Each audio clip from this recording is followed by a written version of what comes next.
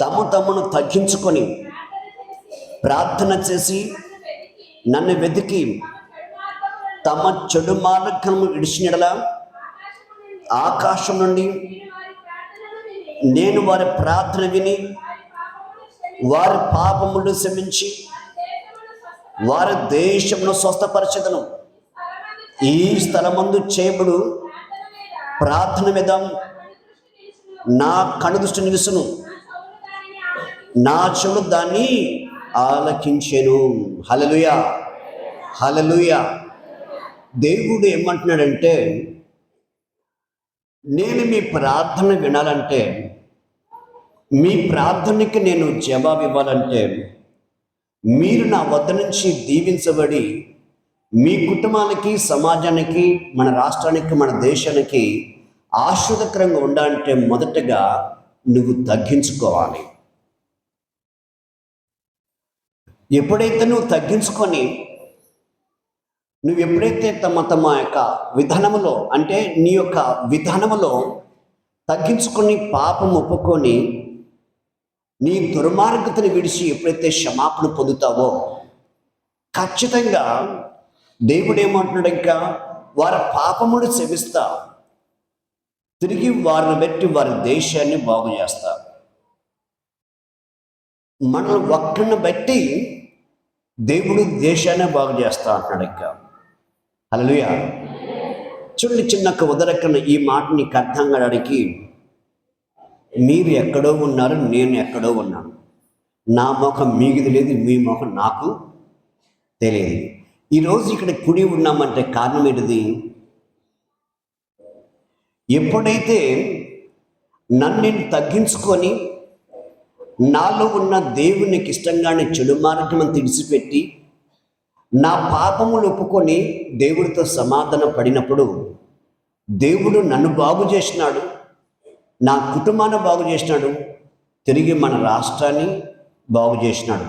అదే కాదు, మన దేశాన్ని కానీ బాగు చేసినాడు. ఇంకా ఇప్పుడు భారతదేశంలో దాదాపు 29 రాష్ట్రాలలో దగ్గర 7 రాష్ట్రాలలో తిరిగి ప్రార్థన చేయడానికి వీలైంది నాకు. మన భారతదేశం మొత్తానికి ఏంటిదంటే ఢిల్లీ చాలా ప్రాముఖ్యమైనది. దాని నడిబొడ్డు మీద 7 రోజులు ఉండి ప్రార్థన చేయడానికి దేవుడు దయ చూపించినాడు. ఇంకా హల్లెలూయా. చూడు ఎంత అద్భుతమో. అప్పుడు నాకు ఇది ఊహకు అందలేదు, కానీ ఈరోజు ఈ వాక్యం అందిస్తుంటే ఆ తలంపు ఇచ్చినాడు దేవుడికి. ఆయన ఏమంటున్నంటే, నా పేరు పెట్టబడ్డ నా ప్రజలు తమ తగ్గించుకొని దుర్మార్గతను విడిచిపెట్టి తమ పాపములు ఒప్పుకొని విడిచిపెట్టి ఎవరైతే నాతో సమాధాన పడి ప్రార్థిస్తారో వారి పాపములు క్షమిస్తాను, వారిని బట్టి వారి దేశాన్ని బాగు చేస్తా అంటున్నాడు దేవుడికి. ఈరోజు దేవుడు మనల్ని ఎందుకు పిలిచినంటే, మనల్ని బట్టి మన జాతిని, మన కుటుంబాన్ని, మన ప్రాంతాలని, మన దేశాన్ని దీవించడానికి ఆయన మనల్ని పిలుచుకుని ఉన్నాడు. ఆయన మనల్ని పిలుచుకున్నాడు. నీకు నువ్వే అమ్మయ్య నేను బాగుంటే చాలు అందుకొరకు దేవుడిని పిలవలేదు. నిన్ను బాగు చేస్తాడు. నిన్ను బట్టి నీ జాతిని, నీ కుటుంబాన్ని, నీ రాష్ట్రాన్ని, నీ దేశాన్ని బాగు చేస్తా అంటాడు దేవుడు. అంటే అంత గొప్ప శక్తిమంతుడైన దేవుడైన అటువంటి దేవుడి దగ్గర మనం చిన్న విషయాల్లో మనం పూనుకోకూడదు. ఎందుకంటే రాజుకు తగ్గట్టుగా మనము దేవుని అడగాలి. ఇంకా ఆయన రాజు, ఎటువంటి రాజు అయినా, ఒక దేశానికి కాదు, రాజులకి రాజు అయినా, ప్రభులకి ప్రభు అయినా. ఆలోచించండి, అన్ని నామముల కన్నా పై నామము గలవాడు ఆయన. ప్రతి నామము ఆయనకి సాగిలపడుతుందంట ఆయన దగ్గర. అదే కాదు, దేశములన్నీ ఆయన నామాన్ని కీర్తిస్తుంది అని యెషయా గ్రంథంలో రాయబడ్డ మాటలు, ఈ ప్రవచనాలు. ఇంకా ఈరోజు నీకు నేను తెలియజేస్తున్న విధానం ఏంటంటే, నువ్వు లేచిన కాంచి నన్ను దీవించు, నా కుటుంబాన్ని దీవించు, నా పిల్లల్ని దీవించు. ఈ ప్రార్థన చేస్తాం. కొంతమంది జీవితాలు ఎలా ఉండదంటే, వేరే వాళ్ళు మంచిగా ఉంటే ఇల్లు ఒడుచుకోలేరు. పళ్ళు పట్టపట్ట కొరుగుతారు, పేదలు కొరుగుతారు. వాళ్ళు బాగుపడ్డారు, వాళ్ళు అట్టున్నారు, నన్ను ఎందుకు దీవించలేదు? దేవుడి మీద గొడవ పెట్టుకుంటారు, మనిషి మీద కాదు, దేవుడి మీదనే గొడవ పెట్టుకుంటారు. ఓ ప్రభా, నేను ప్రతి ఆదివారం ప్రార్థన కొత్తన్నా, నేను ఉపవాసం చేస్తున్నా, నా రాబడంతో నీకు ఇస్తున్నా, నన్ను ఎందుకు దీవించలే? ఆ పక్కన మీరు దీవించినావు. దేవుడి మీద గొడవ పెట్టుకుంటారు, మనసు మీద గొడవ అయిపోయింది, ఇప్పుడు దేవుడి మీద పడరు. కానీ దేవుని ఉద్దేశం ఏంటది బాగా గమనించాలి. నాకు తెలిసిన ఒక వ్యక్తి మన స్కూల్లో మీటింగ్ పెట్టినప్పుడు ఫ్యాడ్ వాయించడానికి వచ్చాడు ఒక అతను. అతనికి దేవుడు అంటే ఇష్టం లేదు, భయం లేదు, ఆశ లేదు. దేవుడి గురించి కొంచెం తెలుసు. ఎందుకంటే వాళ్ళ కులంలో ఏంటది చాలామంది నమ్మిరి కాబట్టి వాళ్ళ తర్వాత ఏంటది తెలుసుకున్నమాట. ఇంకా పుట్టలోంచి దేవుడి గురించి తెలుసుకున్నాడు. కానీ దేవుని ఏ రోజు అతను మొక్కింది లేదు, ఏ రోజు దేవుడి సన్నిధికి వెళ్ళింది లేదు. కానీ అటువంటి వ్యక్తి మీటింగ్లో లాస్ట్ రోజు 3వ రోజున సాక్ష్యం చెప్పమంటే సాక్ష్యం చెబుతున్నా, నా జీవిత చరిత్ర సాక్ష్యం చెబుతున్నాను. సాక్ష్యం చెబుతుంటే నోరు తెరిచి వింటావా. అతని గురించి ముందే చెప్పినారు కొంతమంది నాకు, ఈ వ్యక్తి ఫ్యాడ్ వాంచే వ్యక్తి, అయ్యా మన చర్చ్ అన్నా, లేకపోతే మీటింగ్ అన్నా, లేకపోతే వాక్యం అన్నా, పాస్టర్లు అన్నా, దేవుడు నమ్ముకునే బిడ్డలన్నా పడదు అని చెప్పారు ఆల్రెడీ. అది చెప్పిన తర్వాత ఒకరోజు ఫస్ట్ రోజులోనే అది 2 రోజులు మర్చిపోయినా, 3 రోజులు గుర్తులేదు ఆయన గురించి. మనం పిలుచుకున్నాం, వచ్చి వాయించడాన్ని ఆలోచనతో ఉన్నాం కదా తప్ప అతని గురించి ఎటువంటి ఆలోచన లేదు. ఇంకా ఆ రోజు సాక్ష్యం ఇస్తుంటే సాక్ష్యం పూర్తి అయిపోయి ముగించిన తర్వాత మీటింగ్ అంతా అయిపోయింది, వచ్చి గట్టిగా వాటేసుకోండు. నా పరిమాణం లేకుండా నేను చూడక మునిపే వచ్చి వాటేస్తున్నాడు. ఇంకా ఎవరపై మనిషి వాటేసుకుని చూస్తే ఫ్యాట్ వాయించే వ్యక్తిని. ఏమైంది అంటే, యేసుప్రభు అంటే నాకు ఆశ లేదన్నా అంటే వాళ్ళు చెప్పిన మాటలు కరెక్ట్ కాదు, కానీ అది కరెక్ట్ మనకి వాళ్ళు చెప్పిన మాటలు విన్నామంతే. కానీ ఇతను చెప్పింది కరెక్ట్ అయింది మనకి. ఇంకా నాకు దేవుడు అంటే ఆశ లేదు, ఇష్టం లేదు, కానీ ఈరోజు నాకు దేవుడు మొక్కాలుంది, దేవుని కోసం బ్రతకాలుంది, నీలాగా సేవ చేయాలి నాకు ఉంది అన్నాడు.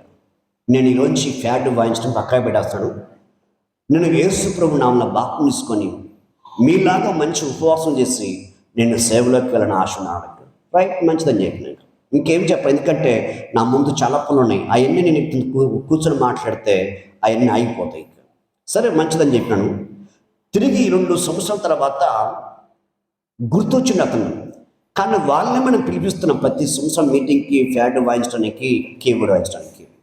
అతను రాట్లా, వేరే అతను పట్టుకొస్తున్నాడు. ఇంకతను నేను 2 సంవత్సరాలు మీటింగ్ అయిపోయిన లాస్ట్ రోజు అడిగినా, 2 సంవత్సరాల క్రితంలో ఒక అతను ఇక్కడ మీ ఏమంటే ఫ్యాడ్ వాయించడానికి వచ్చింది, అతనంటే ఇప్పుడు అద్భుతమైన సేవ చేస్తుండాయి అని చెప్పాడు ఆయన. హల్లెలూయా. స్టన్ అయిపోయినా నేనైతే. అరే, చిన్నగా మాట్లాడినా ఆ రోజు ఇంకా మాట్లాడినంత బాగుండేది కదా అనిపించింది మనసులో. ఇంకా దేవునికి అసాధ్యమైనది ఏది లేదు, మనకైతే సాధ్యం. అసాధ్యంగా మిగిలిపోద్ది మన జీవితంలో, కానీ దేవునికి అసాధ్యమైనది ఏది లేదు. ఇంకా ఎటువంటి వ్యక్తినైనా మార్చగలడు ఆయన. అటువంటి దేవుణ్ణి కలిగి ఉన్న మనము ఏం చేయాలి? మనం తగ్గించుకోవాలి. మనం తగ్గించుకొని మన పాపములను, మనలో ఉన్న దుర్మార్గత, అన్యాయం విడిచిపెట్టి మన పాపములు ఒప్పుకొని దేవుడితో ఎప్పుడైతే మనం సమాధాన పడతామో, దేవుడు మన పాపములు క్షమించి మన ప్రార్థన ఆలకించి మనల్ని బట్టి మన దేశాన్ని దేవుడు బాగు చేస్తా అంటున్నాడు దేవుడికి. ఇప్పుడు నీకేది ముఖ్యమంటావు? ఇప్పుడు నీకేది ముఖ్యం? అలాగనే ఇదే విషయంలో యేసు ఒక ఇంట్లో వాక్యం చెబుతా ఉన్నాడు. చాలామంది ఆ ఇల్లంతా నిండిపోయినారు. ఇంకా ఒక పశువాయంతో ఉన్నవాడు రోడ్డు పక్కన ఏంటది అడుకుంటా ఉండు, కాళ్ళు చేతులు అంతా పడిపోయి ఏదో రీతిలో ఉన్నప్పుడు ఇక అక్కడి నుంచి అతని అవతల నుంచి ఒక 4 వస్తున్నారు. ఇక అయ్యా మీరు ఎక్కడికి వెళ్తున్నారయ్యా అని ఈ రోడ్డు అమ్మటి పశువాయంతో ఉన్న ఈ వ్యక్తి అడిగినాడు. వాళ్ళు వచ్చేవాళ్ళు, మేము మన గ్రామానికి యేసు ప్రభు వచ్చినాడు అని వాళ్ళు చెప్పినారు. అయ్యా మీకు ఇష్టమైతే నన్ను కానీ మీరు తీసుకెళ్తారా అని ఇతను అడిగినాడు. ఓ తీసుకెళ్తామన్నారు. ఇక్కడ వాళ్ళు దేవుడి సర్ది కోసం ఒక 4 వస్తున్నారు చూద్దామని, ఆయన మాటలు విందామని. ఈ వ్యక్తి వాళ్ళ సహాయం అడిగినాడు. ఇంకా వాళ్ళు సహాయం చేసినారు. ఎందుకంటే మనం దేవుణ్ణి దగ్గరికి వెళ్తున్నాం, దేవుణ్ణి ప్రేమిస్తున్నాం. అలాగనే మనం దేవుణ్ణి ప్రేమిస్తున్నప్పుడు మనకి కంటి కనబడే ఈ వ్యక్తిని మనం ప్రేమించకపోతే కంటి కనబడిన దేవుని ఎలా ప్రేమించగలం? ఒక ప్రశ్న వాళ్ళ జీవితంలోకి వచ్చింది. ఆ ప్రశ్న వాళ్ళు ఏం చేసిందంటే, ఈ పశువాయంతో ఉన్న వాడిని ఎత్తుకొని పోయి యేసు దగ్గర పోదాం ప్రయత్నం చేస్తే ఎంత మాత్రం వీలుపడలేదు వాళ్ళకి. వీలుపడలా. అరే, ఇతను మంచి ఆశతో ఉన్నాడు, మంచి విశ్వాసంతో ఉన్నాడు, మంచి పశ్చాత్త హృదయంతో ఉన్నాడు, దేవుడితో సమాధానం కలిగి ఉండటానికి ఇష్టపడుతున్నాడు. ఈ వ్యక్తిని మనం ఏదో ఒక రీతిగా ఆయన ముందు మనం దించాలి అన్న ఆలోచనతో ఎంత ప్రయత్నం చేసినా యేసు దగ్గర పోవడానికి వీలుపడలేదు. కానీ విల్లి వెక్కి ఆ ఇంటి కప్పు తీసి యేసు ప్రభు ఎదుట ఆయన్ని దించినారు. ఆ దిగుతున్న వ్యక్తిని చూసినాడు, ఆ దించే వ్యక్తులని చూసినాడు. అదే కాదు, వీళ్ళందరికంటే ఆ ఇంటి గల యొక్క వ్యక్తిని కానీ చూసినారు. ఎక్కడికి ఒక 10 మంది మీ ఇంటికి వచ్చిన అనుకో, ఒకడు పరుపెక్కి, ఒకడు కుర్చెక్కి, ఒకడు బిందెక్కి, ఒకడు చెంబు పట్టుకుని గడ బెడగేసి కింద పడితే ఏంది పిల్లలు పాడుగాను అంటారా, లేకపోతే ప్రేమిస్తారా? అటువంటి యొక్క పరిస్థితి జరిగింది ఆ ఇంట్లో. ఆడ బిందెత్తే గ్లాసు కింద ఎత్తుకోవట్లేదు, కానీ ఆ ఇల్లు కప్పేపదీసుడు వాళ్ళు ఎంతో కష్టపడినది ఆ ఇంటిని వాళ్ళు కట్టుకున్న ప్రయాసని క్షణమైనది కప్పుపదీసేసి యేసుకు ముందించగలనే వాళ్ళు చూస్తూ ఉంటారంతే. కానీ ఇంటికలలో ఎందుకు తీస్తున్నాం ఏమని ఆలోచన అడగలేదు.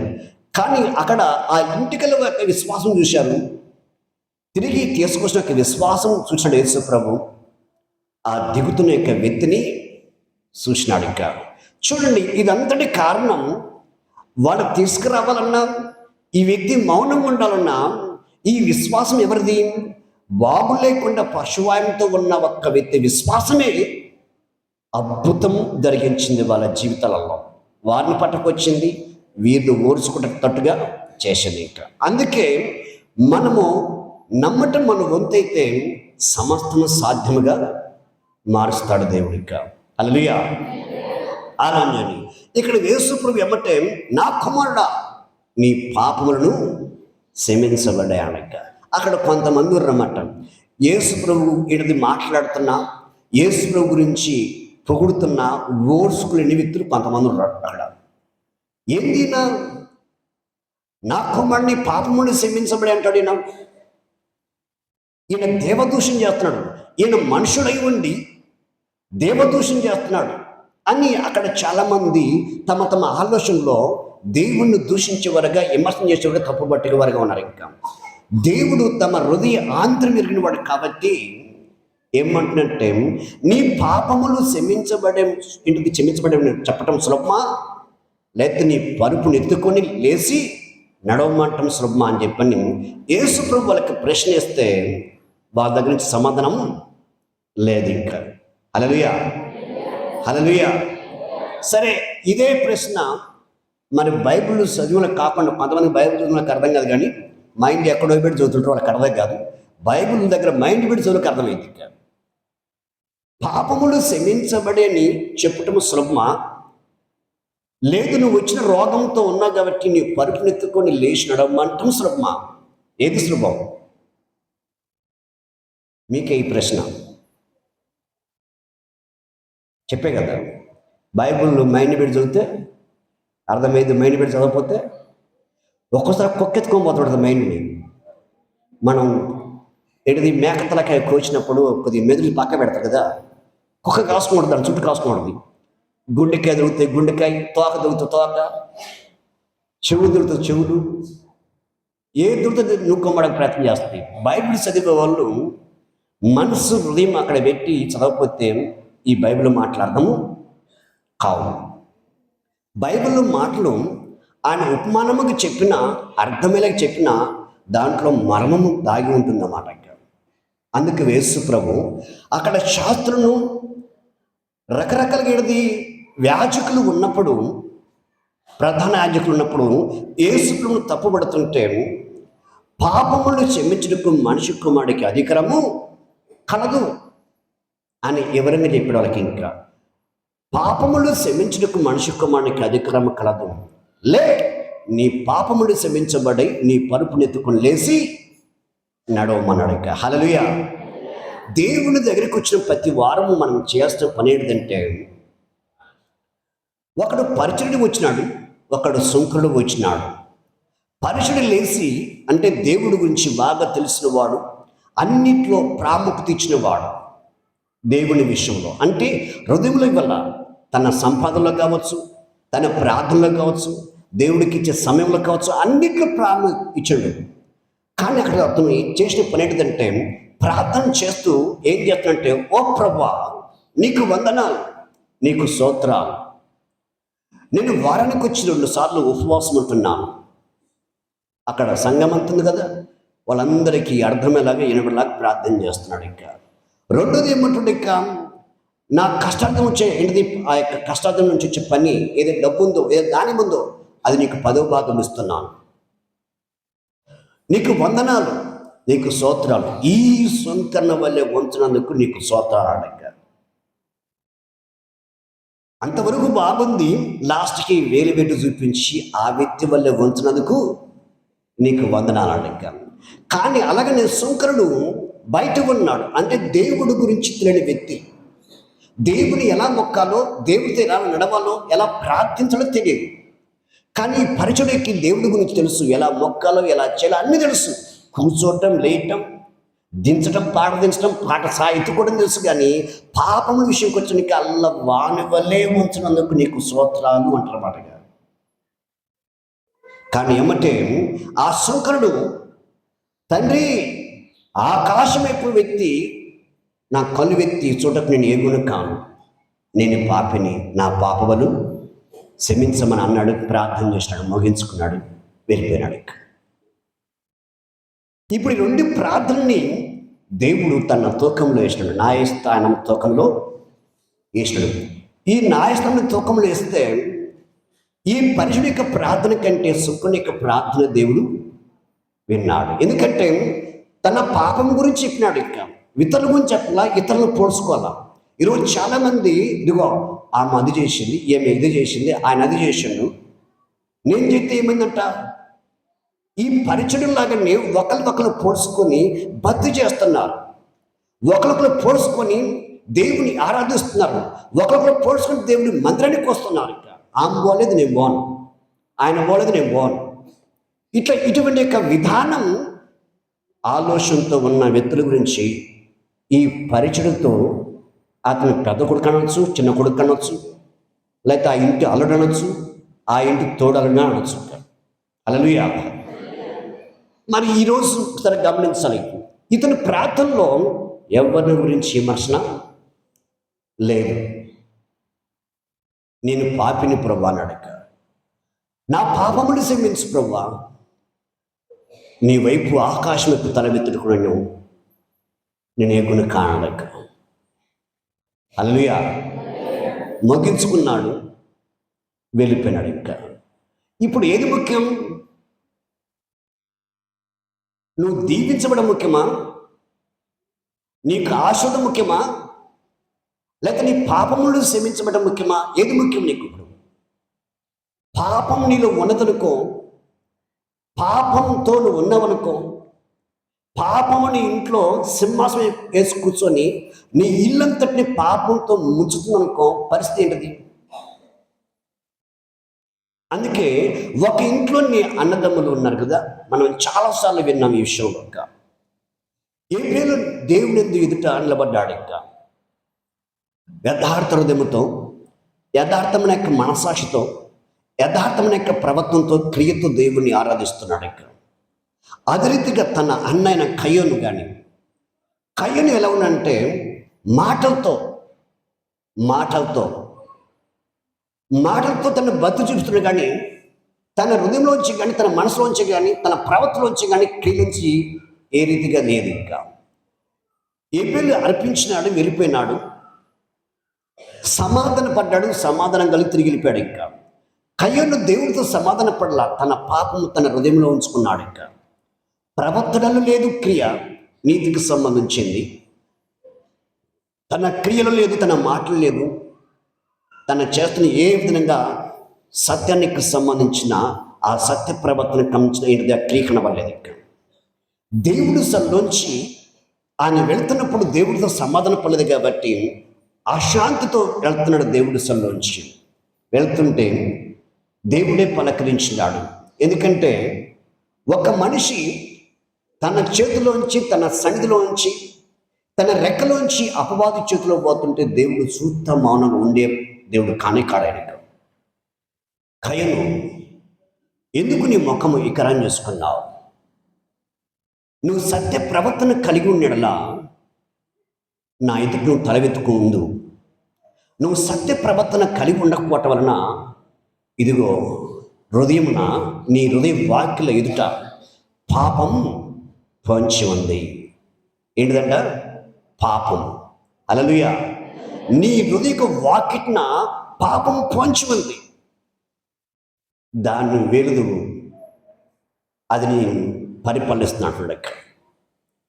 చూడు, ఇక్కడ ఇప్పుడు మనం దేవుని సన్నిధికి వచ్చినాం. దేన్ని బట్టి? గత సంవత్సరం అంతా దేవుడిని కాపాడినాడు. గత సంవత్సరం అంతా నా జీవితంలో ఎన్నో మేలు చేసినాడు.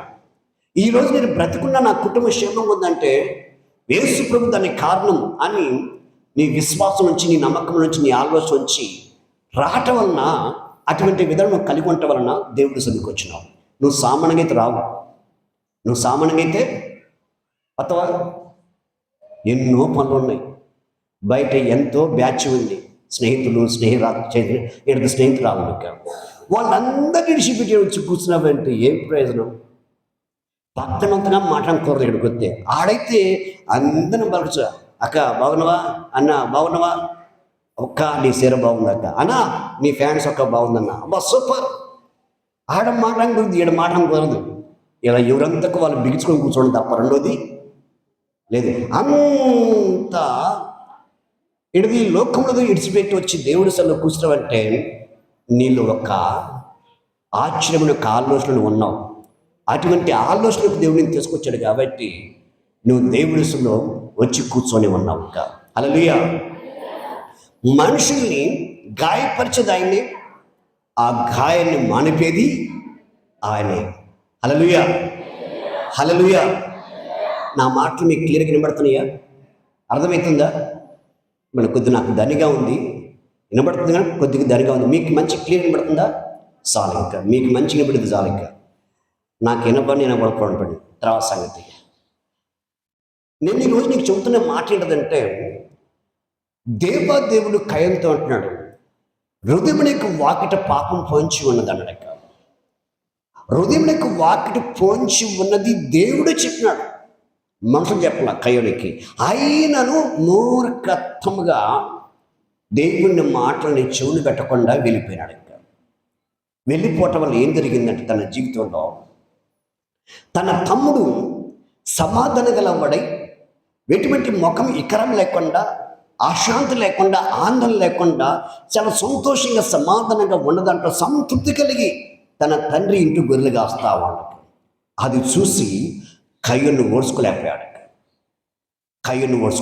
బాగా గమనించండి, ఒకళ్ళని చూసి మరొక వ్యక్తి ఓడ్చుకోలేదంటే కయ్యోనికి సంబంధించిన వ్యక్తులలో ఎప్పుడైతే ఓడ్చుకోలేకపోయాడో తన తమ్ముడిని మంచిగా మాట్లాడుకొని ఆ పొలము పనికి తీసుకెళ్ళాడు. ఎవరు? కయ్యోన్ని తన తమ్ముడు, గొర్రెలుగా తమ్ముడిని తీసుకుని పోయాడు. ఇక ఆ పంట, గోధుమ పంట కోసిన పంటని పండ్ల గడుపుతున్నాడు. తల ఉంచి వెనకమాలి వెళ్ళి తుంటకర తీసుకొని ముచ్చిన గంటలో కొట్టినాడు. ఇంకా 2 దెబ్బలకి ఆ వ్యక్తి పడిపోయి ప్రాణం విడిచినాడు. ఇంకా అమ్మయ్య, నాకు ఇంక ఎదురు ఎవరు లేరు, ఇంకా నాకు ఎదురే లేదు అనుకుంటున్న సమయంలో తమ్ముళ్ళు చంపి ఎర్రనట్టుగా పనులు కడుతున్న మళ్ళీ పనిచేస్తున్న పొలంలో పనిచేస్తా ఉన్నాడు. మొదటిగా పిలిచినప్పుడేమో సమాధానం ఇవ్వాల. ఎందుకు? తన దగ్గర సమాధానం లేదు కాబట్టి దేవుడు పిలిచినప్పుడు.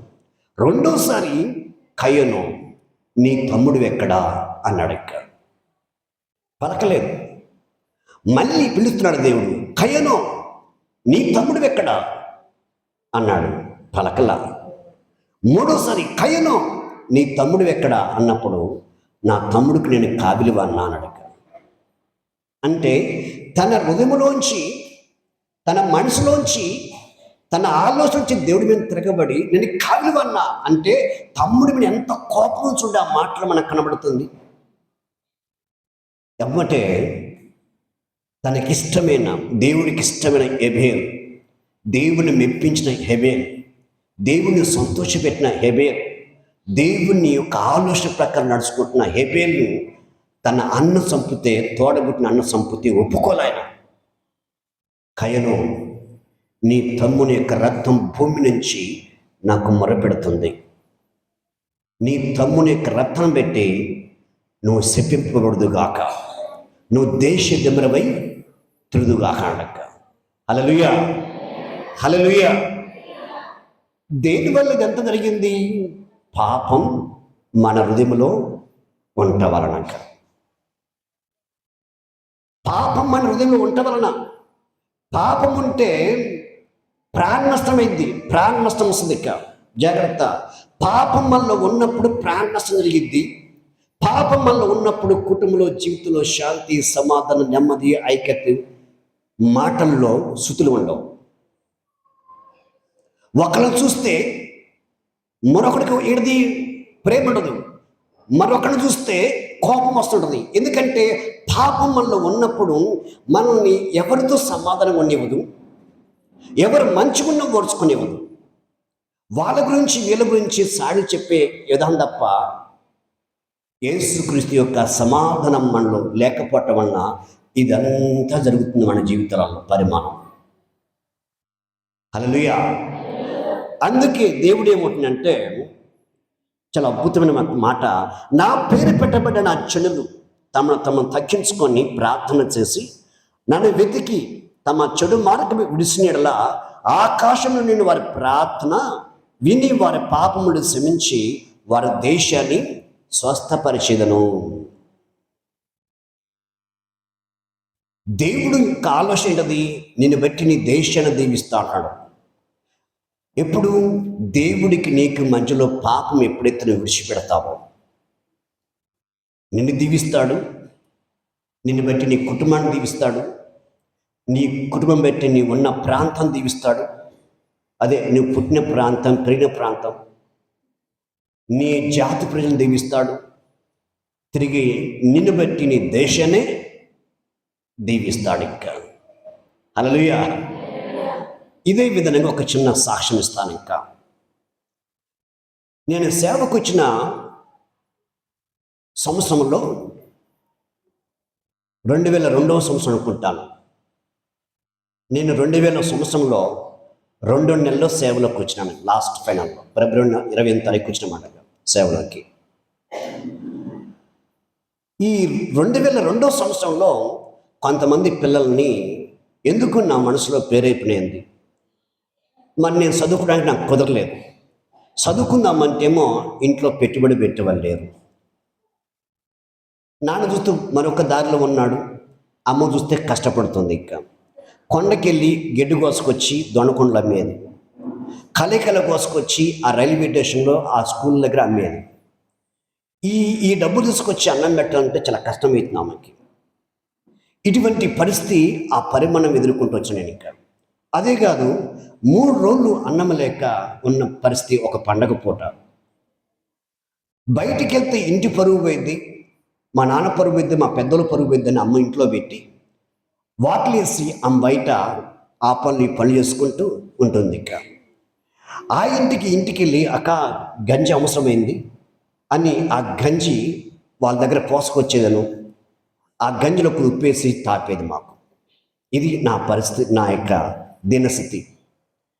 ఇటువంటి యొక్క పరిస్థితిలోంచి ఉన్న నన్ను దేవుడు మెచ్చి పట్టుకొని నా అంగలార్పుని, నా వేదన్ని, నేను తలదించుకొని బతుకుతున్న నా స్థితిని చూసి దేవుడు ఎక్కడైతే తలదించానో, ఎక్కడైతే కన్నీరు గార్చానో, ఎక్కడైతే ఆకలితో ఉన్నానో అటువంటి ప్రజల మధ్య నేను ఉన్నాను అని దేవుడు నా పక్కన నిలబడి గెలిపించడానికి దేవుడు నన్ను పిలుచుకున్నాడు. దేవుడు అటువంటి స్థితి నాది. అది ఎప్పటికీ గుర్తుంటుంది నాకు.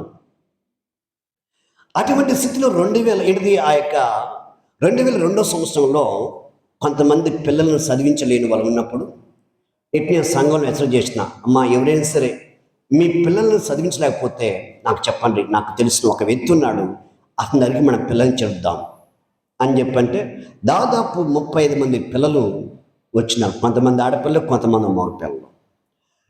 వీళ్ళు చేర్చిన గుంటూరులో, చేబ్రలు అట్లా చేర్చినాడు. ఇంకా బాపట్లో కొంతమంది చదువుకున్నారు, మంచిగా వచ్చినారు, వాళ్ళు మర్చిపోయినారు. ఇంకా కొంతమంది మధ్యలో వచ్చారు, పక్కకు నూకారు. ఇంకా కొంతమంది మాత్రం అందులో ఒక 12 మంది 13 మంది పిల్లలు చదువుకొని డిగ్రీ అయిపోయి ఉన్నారు. నేను ఇంకా ఒక్క సంవత్సరం వాళ్ళ దగ్గరికి పోయాను. మీ తర్వాత పోవడం కొద్దిగా సేవ పెద్దగా అయిపోయింది. ఇంకా ఒకరోజు అంటే దాదాపు ఒక 2 సంవత్సరాల క్రితంలో నేను రైల్వే స్టేషన్లో ఉన్న గుంటూరు పోదామని ఇంకా ఈ పిల్లలు నన్ను గుర్తుపెట్టినారు.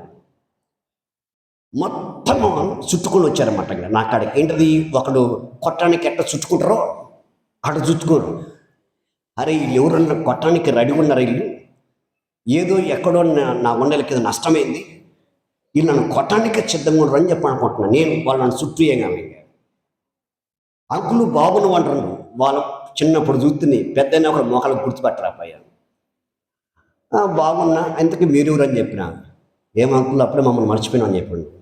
ఒరే మీరు ఎవరో నాకు తెలియదురా అని చెప్పిన. ఇంకా మమ్మల్ని 1వ తరగతిలో ఉన్నప్పుడు మా అమ్మోళ్ళు చదివించలేకపోతే, మా అమ్మోళ్ళ పరిస్థితులు బాగలేకపోతే మమ్మల్ని తీసుకెళ్ళి మమ్మల్ని చదివించినాం. ఈరోజు నాది ఒకడు బీటెక్ అయిపోయిందంటాం, ఒకడేమో డిగ్రీ అయిపోయిందంటాం, ఒకడే నేను ప్రైవేట్ జాబు చేస్తానని చెప్పి అంటాం, ఒకడు నాన్నకు నేను సహాయపడుతున్నా అంటాం, ఒకడు మీద వ్యాపారం ఇంటది చేస్తానని చెప్పి అంటాం. ఇట్లా అందరూ చెప్పినారు. ఇంకా కళ్ళమ్మడి గిరగిర తిరిగిపోతా ఉన్నాయి. ఇంకా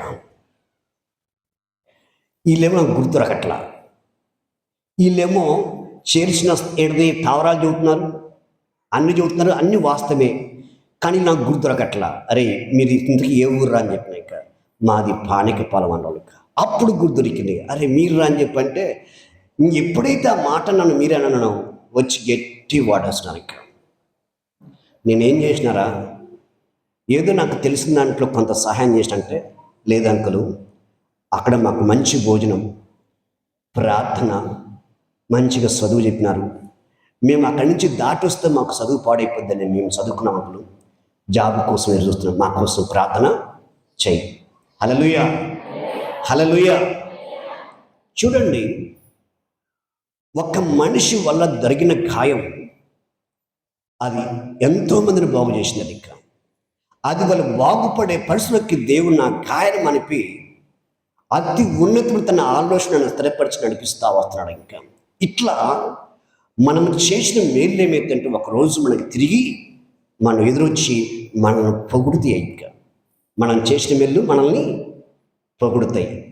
ఒకవేళ మనం మర్చిపోయినా, మనం గుర్తుపట్టలేకపోయినా, అసలు వాళ్ళు ఎవరో మనం పడుచుకోపోయినా, ఆ చేసిన మేలు ఏం చేస్తాయంటే ఒకరోజు మనల్ని పొగుడుతాయి. ఇది ఎప్పుడు జరిగింది? నీ బలహీనతలు నువ్వు గుర్తుపెట్టినప్పుడు, నువ్వు ఏ స్థితిలో ఉన్నావో, ఏ స్థితి కలిగి ఉన్నావో అది ఎప్పుడైతే నువ్వు ఒకసారి జ్ఞాపకం చేసుకొని ఆ స్థితి దేవుడికి ఇష్టమా ఇష్టమా కాదా, నువ్వు వెళ్తున్న దారి దేవుడికి ఇష్టమా లేదా, నువ్వు ప్రవర్తిస్తున్న యొక్క విధానం దేవుడికి ఇష్టమా లేదా ఎప్పుడైతే నువ్వు తెలుసుకొని అర్థంగా దేవుని యొక్క వాక్యం చేత ఎప్పుడైతే నువ్వు తూకం వేసుకొని ఇది నేను చేసేది రాంగ్, దీనివల్ల నాకు నష్టం, నా కుటుంబానికి నష్టం, నా సమాజం నష్టం, నన్ను చూసుడు అందులో అనేకులు చెడిపోతారు, ఇది నష్టం, ఇది ప్రమాదం అని ఎప్పుడు తెలుసుకొని విడిచిపెడతావో ఆ మనుషులమే నువ్వు ఎక్కడ పోగొట్టుకున్నావో అక్కడి నుంచి దేవుడు నీకు లేవనెత్తాడు. దేవుడికి హల్లెలూయా. వీడియో ఆఫ్ చేసి. దేవాతి దేవుని యొక్క ప్రణాళికలు ఎలా ఉంటాయంటే, మనము ఏది ఎంచుకుంటామో ఆ విషయంలో అది మంచిదైతే దేవుడు కొనసాగిస్తాడు, మంచిది కాకపోతే దేవుడు హెచ్చరిస్తాడు మనల్ని. మన ఇంట్లో వాళ్ళ తరపు నుంచి కావచ్చు, మన స్నేహితులను బట్టి కావచ్చు, లేదా సంఘం నుంచి కాపరి తరపు నుంచి కావచ్చు, విశ్వాసం బట్టి కావచ్చు, దేవుడు మనల్ని హెచ్చరిస్తాడు. నువ్వు ఇరుకులో పడుతున్నావని, నువ్వు నష్టంలో పడుతున్నావని, నువ్వు పడమే కాదు నీ ద్వారా అనేకుడికి నష్టం కలుగుతుంది అని దేవుడు మనల్ని హెచ్చరిస్తాడు ఇక్కడ. హల్లెలూయా. అదే రీతిగా మనం చూస్తే బైబిల్లో ఒక మాట ఏం రాయబడిందంటే ద్విపదేశకాండం 11వ అధ్యాయము 12వ వచనం కాంచి మీకు కనబడితే మంచి క్లియర్గా నాకు వినిపించాలి. మంచి వివరంగా మీరు అందిస్తే ఇక్కడ అందించడానికి వృద్ధి. వాక్యం చెప్పేవారు అందించేవాళ్ళు ఇద్దరు ఒకటే దేవుని సన్నిలో. 12వ వచనం కాంచమ్మ 11 రైట్ చదువు.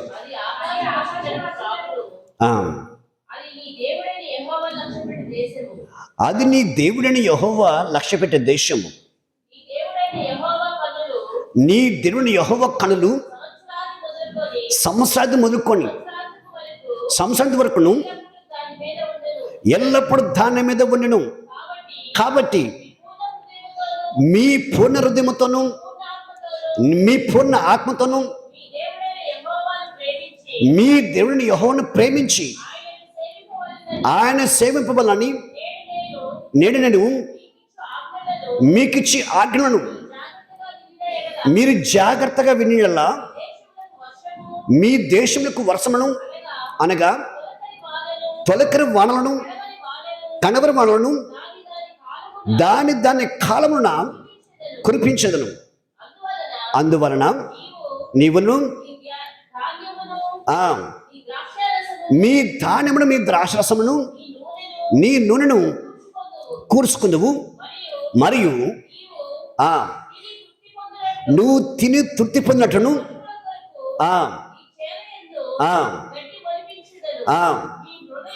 మీ హృదయము మాయల్లో చిక్కి త్రోవ విడిచి ఇతర దేవతలను పూజించి వాటికి నమస్కరింపకుండా మీరు జాగ్రత్త పడండి. హల్లెలూయా, హల్లెలూయా, హల్లెలూయా.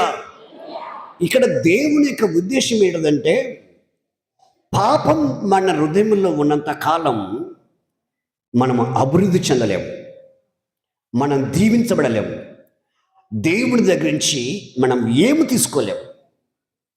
పాపము ఎప్పుడైతే మన హృదయంలోంచి తొలగించుకొని దుర్మార్గతను విడిచిపెట్టి ఆయన పేరు పెట్టబడ్డ మనము తగ్గించుకొని ఎప్పుడైతే మనం ప్రార్థన చేస్తామో దేవుడు మన ప్రార్థన విని మన పాపమును క్షమించి మన దేశాన్ని దేవుడు బాగు చేస్తూ ఉంటాడు. ఆయన ఇక్కడ ఏమంటున్నా అంటే దేవుడు మీరు నా మాట వింటే దాని కాలమందు వర్షాలు కురిపిస్తాను, మీకు పంటలు సమృద్ధిగా ఇస్తాను, అదే కాదు అన్నిట్లో మీరు సంతృప్తి కలిగి మీరు భుజిస్తారు అంటున్నాడు దేవుడు. ఇంకా ఎప్పుడు మీరు నా మాట విన్నప్పుడు, ఎప్పుడైతే వింటారో. పాపం అంటే ఏంటది చాలామందికి తెలియకుండా, పాపం అంటే ఏంటిదయ్యా, పాపం అంటే ఏంటి? పాపం అంటే అన్నిటికంటే ముఖ్యమైన పాపం ఏంటిదంటే దేవుడు మాట వినకపోవటమే పాపం. అది ఘోరమైన పాపం. అది ఇక్కడ ఒక స్త్రీని లేదా ఒక పురుషుణ్ణి నీకు నీ యజమానులు ఉండగా వేరేతో సంబంధం పెట్టుకున్న ఆ పాప నీకు ఒకవేళ నీకు తెలియక దొరికితే, ఒకవేళ మాయలో పడి ఒక చేస్తే క్షమాపణము, కానీ దేవుని మాట వినకపోవటం పాపం భయంకరమైనది. దానికి క్షమాపణ ఉండదు. ఆలోచించండి. నీకు తెలుసు ఇది పాపమని తెలుసు. కొన్ని సమయంలో సాతానుగాడు ఆ రోజు అవ్వని ఆకర్షించినట్టుగా, అవ్వకి ఇది అందముగా అలంకరంగా రమ్యముగా చూపించినట్టుగా కొన్ని సమయంలో మనకి సాతానుగాడు మనల్ని కళ్ళకి రమ్యముగా అందముగా ఆకర్షణగా చూపిస్తుంది. గతంలో అది నీకు ఇష్టం లేదు, కానీ ఇప్పుడు ఇష్టం కలిగింది. గతంలో ఇష్టం లేదు, ఇప్పుడు ఇష్టం ఏంటంటే అర్థం ఏంటది? సాతాను నీ పక్కనే ఉన్నాడు, నీ పక్కనే ఉన్నాడు. అప్పుడున్న కళ్ళు ఇప్పుడున్నాయి, ఇప్పుడున్న కళ్ళు అప్పుడున్నాయి, కానీ అప్పుడు రాని ఆలోచన ఇప్పుడు ఎందుకు వచ్చింది? సాతానుగాడు నీతో ఉన్నాడు, వాడి పక్కన నువ్వు ఉన్నావు. అందుకే వాడిని ఇటువంటి భ్రమలోకి, ఇటువంటి ఉద్రేకతలోకి, ఇటువంటి ఆకర్షణకు తీసుకెళ్ళి నిన్ను నీ కుటుంబాన్ని, నీకున్న సమస్తాన్ని పత్రం చేయడానికే వాడు ఒక కుట్ర పొందినాడు. వాడు ఈ భూ ప్రపంచంలో ఎవరయ్యా మనకు శత్రువు అంటే మనుషులు కాదు, అపవాది. మన శత్రువు ఎవరుంటే అపవాది. ఈ అపవాది యొక్క చేతిలో మనం పడకుండాలంటే ముందు నీ బలహీనత ఏందో నువ్వు తెలుసుకోవాలి. నీ బలహీనత ఏంది? చిన్న చిన్న విషయాల్లో జారిపోవటం, చిన్న చిన్న విషయాల్లో తొలగిపోవటం, చిన్న చిన్న విషయాల్లో అన్ని విధాలుగా ఏంటది దేవుని నమ్ముకునే పరిస్థితికి నువ్వు వెళ్ళకూడదు. నీ బలహీనతని బాగా గమనించండి. అపవాది వాడు ఎలా వస్తాడంటే నీ కాడికి నీ బలహీనతని ఆధారం చేసుకొని వాడు నీ ఒంట్లోకి వస్తాడు. ఒకడికి దెయ్యం బట్టి ఊగులాడినట్టుగా అపవాది నీ ఒంట్లోకి వచ్చి అంటే నీ బలహీనతను ఆధారం చేసుకొని వాడు నిన్ను వాడుకుంటాడు. వాడు కోరికలు తీర్చుకుంటాడు. వాడి కోరికలు తీరుతున్నావు తప్ప నీ కోరికలు మాత్రం కాదు. ఇది కాదు. హల్లెలూయా, హల్లెలూయా. బాగా గమనించిన విషయంలో ఇక్కడ ఇటువంటిది దేవుని యొక్క ఆలోచన, దేవుని యొక్క ప్రత్యక్షత, దేవుని యొక్క చిత్తము ఏదైతే ఉందో నీ ఎడల అది నువ్వు కరెక్ట్గా తెలుసుకోవాలి. అది నీకు కరెక్ట్గా నీకు అర్థం కావాలంటే నువ్వు ఎటువంటి పాపములో పడి నువ్వు నీ కుటుంబాన్ని నాశనం చేసుకోకుండాలంటే నువ్వు ప్రతి ఆదివారం ఎన్ని పనులున్నా, ఎన్ని కష్టాలున్నా, ఎన్ని బాధలు ఉన్నా, ఆ సమయంలో అపవాది అనేక పనులు కల్పించినా కానీ ఆ రోజు మాత్రం దేవుని సంధి విడిచిపెట్టకుండా ఎప్పుడైతే నువ్వు దేవుడి సంధికి వస్తావో నువ్వు ఎటువంటి పాపంలో పడి దేవుడి పడి తిరగబడి నష్టం తెచ్చుకునే పరిస్థితి నీకు ఉండదు. హల్లెలూయా. చాలామంది దేవుని నమ్మినారు, దీవించబడట్లేదు, ఆశీర్వదింపబడట్లేదు. ఆరోగ్య విషయం చూస్తే ఎప్పుడు చూసినా హాస్పిటల్లే. కారణం ఏంటిది? బైబిల్ రాయబడిన మాట ఏంటంటే యోగ్యమైన యొక్క ప్రవర్తనతో నువ్వు పాత్రలో చెయ్యి వేయాలి. అయోగ్యమైన ప్రవర్తనతో నువ్వు పాత్రలో చేయి వేస్తే నువ్వు బలహీనురాలవుతావు. తిరిగి నీ ఆరోగ్యం చెడిపోతుంది. మూడోది ఏమవుతుందంటే మరణం వస్తున్నాడు. ఇక్కడ బాగా గమనించండి. ఇక బలహీనలు అయిపోతారంట, రోగాలు వస్తాయంట, తిరిగి మరణం వస్తుందంట. ఇంకా ఎందుకు ఈ సమస్య వచ్చిందంటే యోగ్యమైన యొక్క ప్రవర్తన కలిగి పాత్రలో చేయి వేయకపోవటం వలన. అంటే వాక్యాన్ని నువ్వు జరిగించకుండా, వాక్యానుసారంగా జీవించకుండా, వాక్యానుసారంగా దేవుడితో కలిసి నడవకుండా నీకు నచ్చినప్పుడు, నీకు తోచినప్పుడు నువ్వు దేవుడి సన్నిధికి వచ్చి పాత్రలో చేయి వేసినా, అలా ఆరాధించినా నీకు ఏం అర్థం కాదు. ఏమైనా అర్థమైందా? స్కూల్కి పిల్లోని 20 రోజుల తర్వాత పంపించి ఇంకా 2 నెలలు దాటిన తర్వాత వెళ్ళి పరీక్షలు ఏమన్నా రాస్తాడేవాడు, వాడు దిక్కుమొఖం వేసుకుంటాడు కదా. ఇంకా నీ పరిస్థితి అంతే. ఇక కష్టాలు వచ్చినప్పుడు, బాధలు వచ్చినప్పుడు ఏమి చేయని అర్థం కాక గుండె బాదుకుంటావు, ఏడుస్తావు. నాకు ఈ కష్టాలు ఎందుకు వచ్చి, నాకు ఈ బాధలు ఎందుకు వచ్చినాయి? ఆ బాధలకి, ఆ కష్టానికి పరిష్కారమే దొరకదు. అందుకే నువ్వు ప్రతి ఆదివారం మనం దేవుడి సన్నిధిలో ఉండాలి. ఇది ఆజ్ఞలో ఇది మొదటి ఆజ్ఞ దేవుడి దృష్టిలో. 6 దినాలు పనిచేసుకొని 7వ దినమున దేవుని ఎదుట నిలబడాలి. చూడండి, నిర్గమకాండం 20వ అధ్యాయము 5వ వచనంలో పాపములో ఇది ఒక మొదటి పాపం అంటే ఇది మొదటి పాపం అని చెప్తుంది బైబిల్.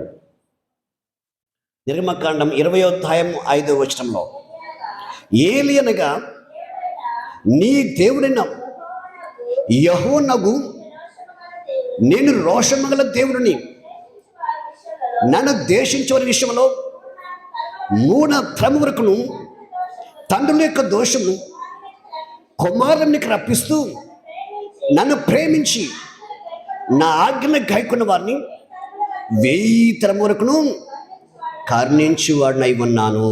హల్లెలూయా, హల్లెలూయా.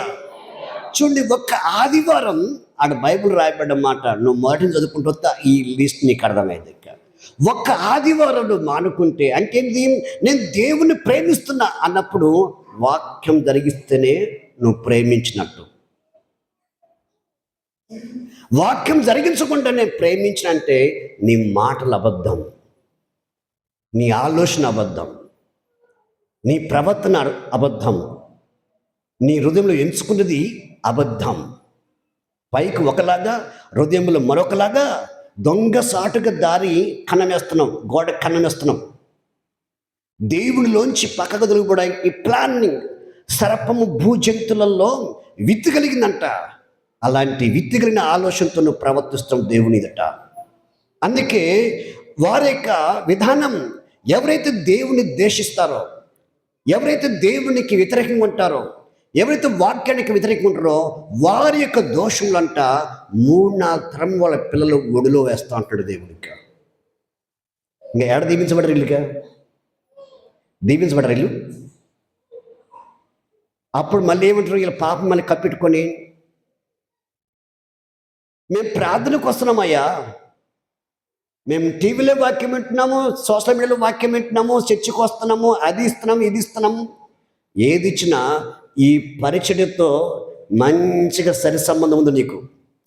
అతని ట్రైనింగ్ ఏంటిది? అతని దారిలో వెళ్తున్నారు. శంకరుని యొక్క ప్రార్థన అటువంటి యొక్క విధానం మన జీవితాలలో లేదు. అందుకే ఈ యొక్క పరిచర్యడు వారానికి వచ్చి 2 సార్లు ఉపవాసం ఉంటున్నాను, నా రాబడంతటి నీకు ఎడిది దశభాగం ఇస్తున్నాను, ఓ ప్రభా నీకు వందనాలు అని దేవుడికి వందనాలు చెల్లిస్తూ ఈ శంకరుని వల్ల నన్ను ఉంచినందుకు. అంటే నువ్వు దేవుని ఎందుకు ప్రేమించలేకపోతున్నావు? నువ్వు దేవుడితో ఎందుకు కలిసి నడలేకపోతున్నావు? నువ్వు దేవునితో ఎందుకు ఆయన యొక్క వాక్యం జరిగిస్తూ ఆయన సంతోషపెట్టలేకపోతున్నావు? అంటే ఇతరులను పోల్చుకుంటున్నావు. ఈ పరిచయులాగా ఆ శంకరుని వల్లే వెత్తు చూపించినట్టుగా నువ్వు కానీ నీ జీవితంలో దేవుడితో నడిచే నడతలో కానీ ప్రార్థనలో కానీ దేవుడితో కలిసి ఆయన సంతోషపెట్టే విషయంలో కానీ ఇతరులను పోల్చుకొని భక్తి చేస్తున్నావు.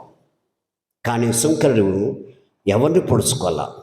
ఏమంటున్నాడంటే, ఆకాశం వైపు ఎత్తి తలవెత్తి ప్రార్థించకుండా నీ ముఖ దర్శించడానికి నేను ఏగుని, నేను పాపిని, నా పాపములను క్షమించమాడక వెళ్ళిపోయినాడు. ఇంకా ఎవరి గురించి చెప్పలా, ఎవరిని పెట్టి ఎలుబడి చూపించలేదు. ఇంకా పరిచయం మాత్రం ఎలుబడి చూపించాడు. ఇంకా అతని వల్లే ఉంచినందుకు అన్నాడు. ఇంకా ఈరోజు చాలామంది జీవితాలలో ఈ పరిచయం లాంటి యొక్క నడబడి, ఈ పరిచయం లాంటి ఏంటిది ఆ పోలికలు, ఈ పరిచయం లాంటి హృదయంలో కుయుక్తులు అనేది ఆలోచన ఉంది తప్ప, అందుకే జీవితాలలో వాళ్ళు ప్రార్థించిన ప్రార్థనకు పత్రం రాదు. తిరిగి ప్రార్థన చేసిన దేవుడు జవాబు ఇచ్చేందుకు ప్రార్థనలు కూర్చోరు. నీతిమంతుడంట కదిలించబడడు, సింహం వల్లే ఉంటాడు. నీతిమంతుడు దేని నిమిత్తమైతే దేవుడి సన్నిధికి వచ్చాడో అది పొందుకునేంత వరకు విడిచిపెట్టాడు. యాకోబు దేవునితో పోరాడినాడు, పెనుగులాడినాడు.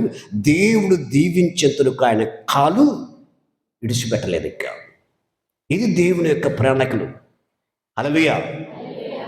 కాబట్టి ఇక్కడ ఏమంటుందంటే బైబిల్, హృదయం యొక్క మాయలో అంటున్నాడు. ఇక మీరు నా ఆజ్ఞలు విరిచి, మీరు నా మాటలు ఏంటిది మరిసి, నీ నచ్చినట్టుగా నీకు తోచినట్టుగా నువ్వు ప్రవర్తిస్తే హృదయం యొక్క మాయలోకి వెళ్ళిపోతావు, జాగ్రత్త అంటాడు. ఇంకా హృదయము అన్నిటికంటే ఏంటిదమ్మా? హృదయం మాయ చేస్తుందమ్మా. ఎవరు మాయ చేయరు మనల్ని. ఇక్కడ బైబిల్ చెప్పిన మాట, హృదయం అనే మాయలో పడకమంటున్నాడు ఆయన. ఇక మరొకటి చదువుకున్నామా ఆ ఒక విషయాన్ని? మీ హృదయమును మాయలలో చిక్కి త్రోవ విడిసి ఇతర దేవతలను పూజింపక వాటికి నమస్కరింపక మీరు జాగ్రత్త పడండి.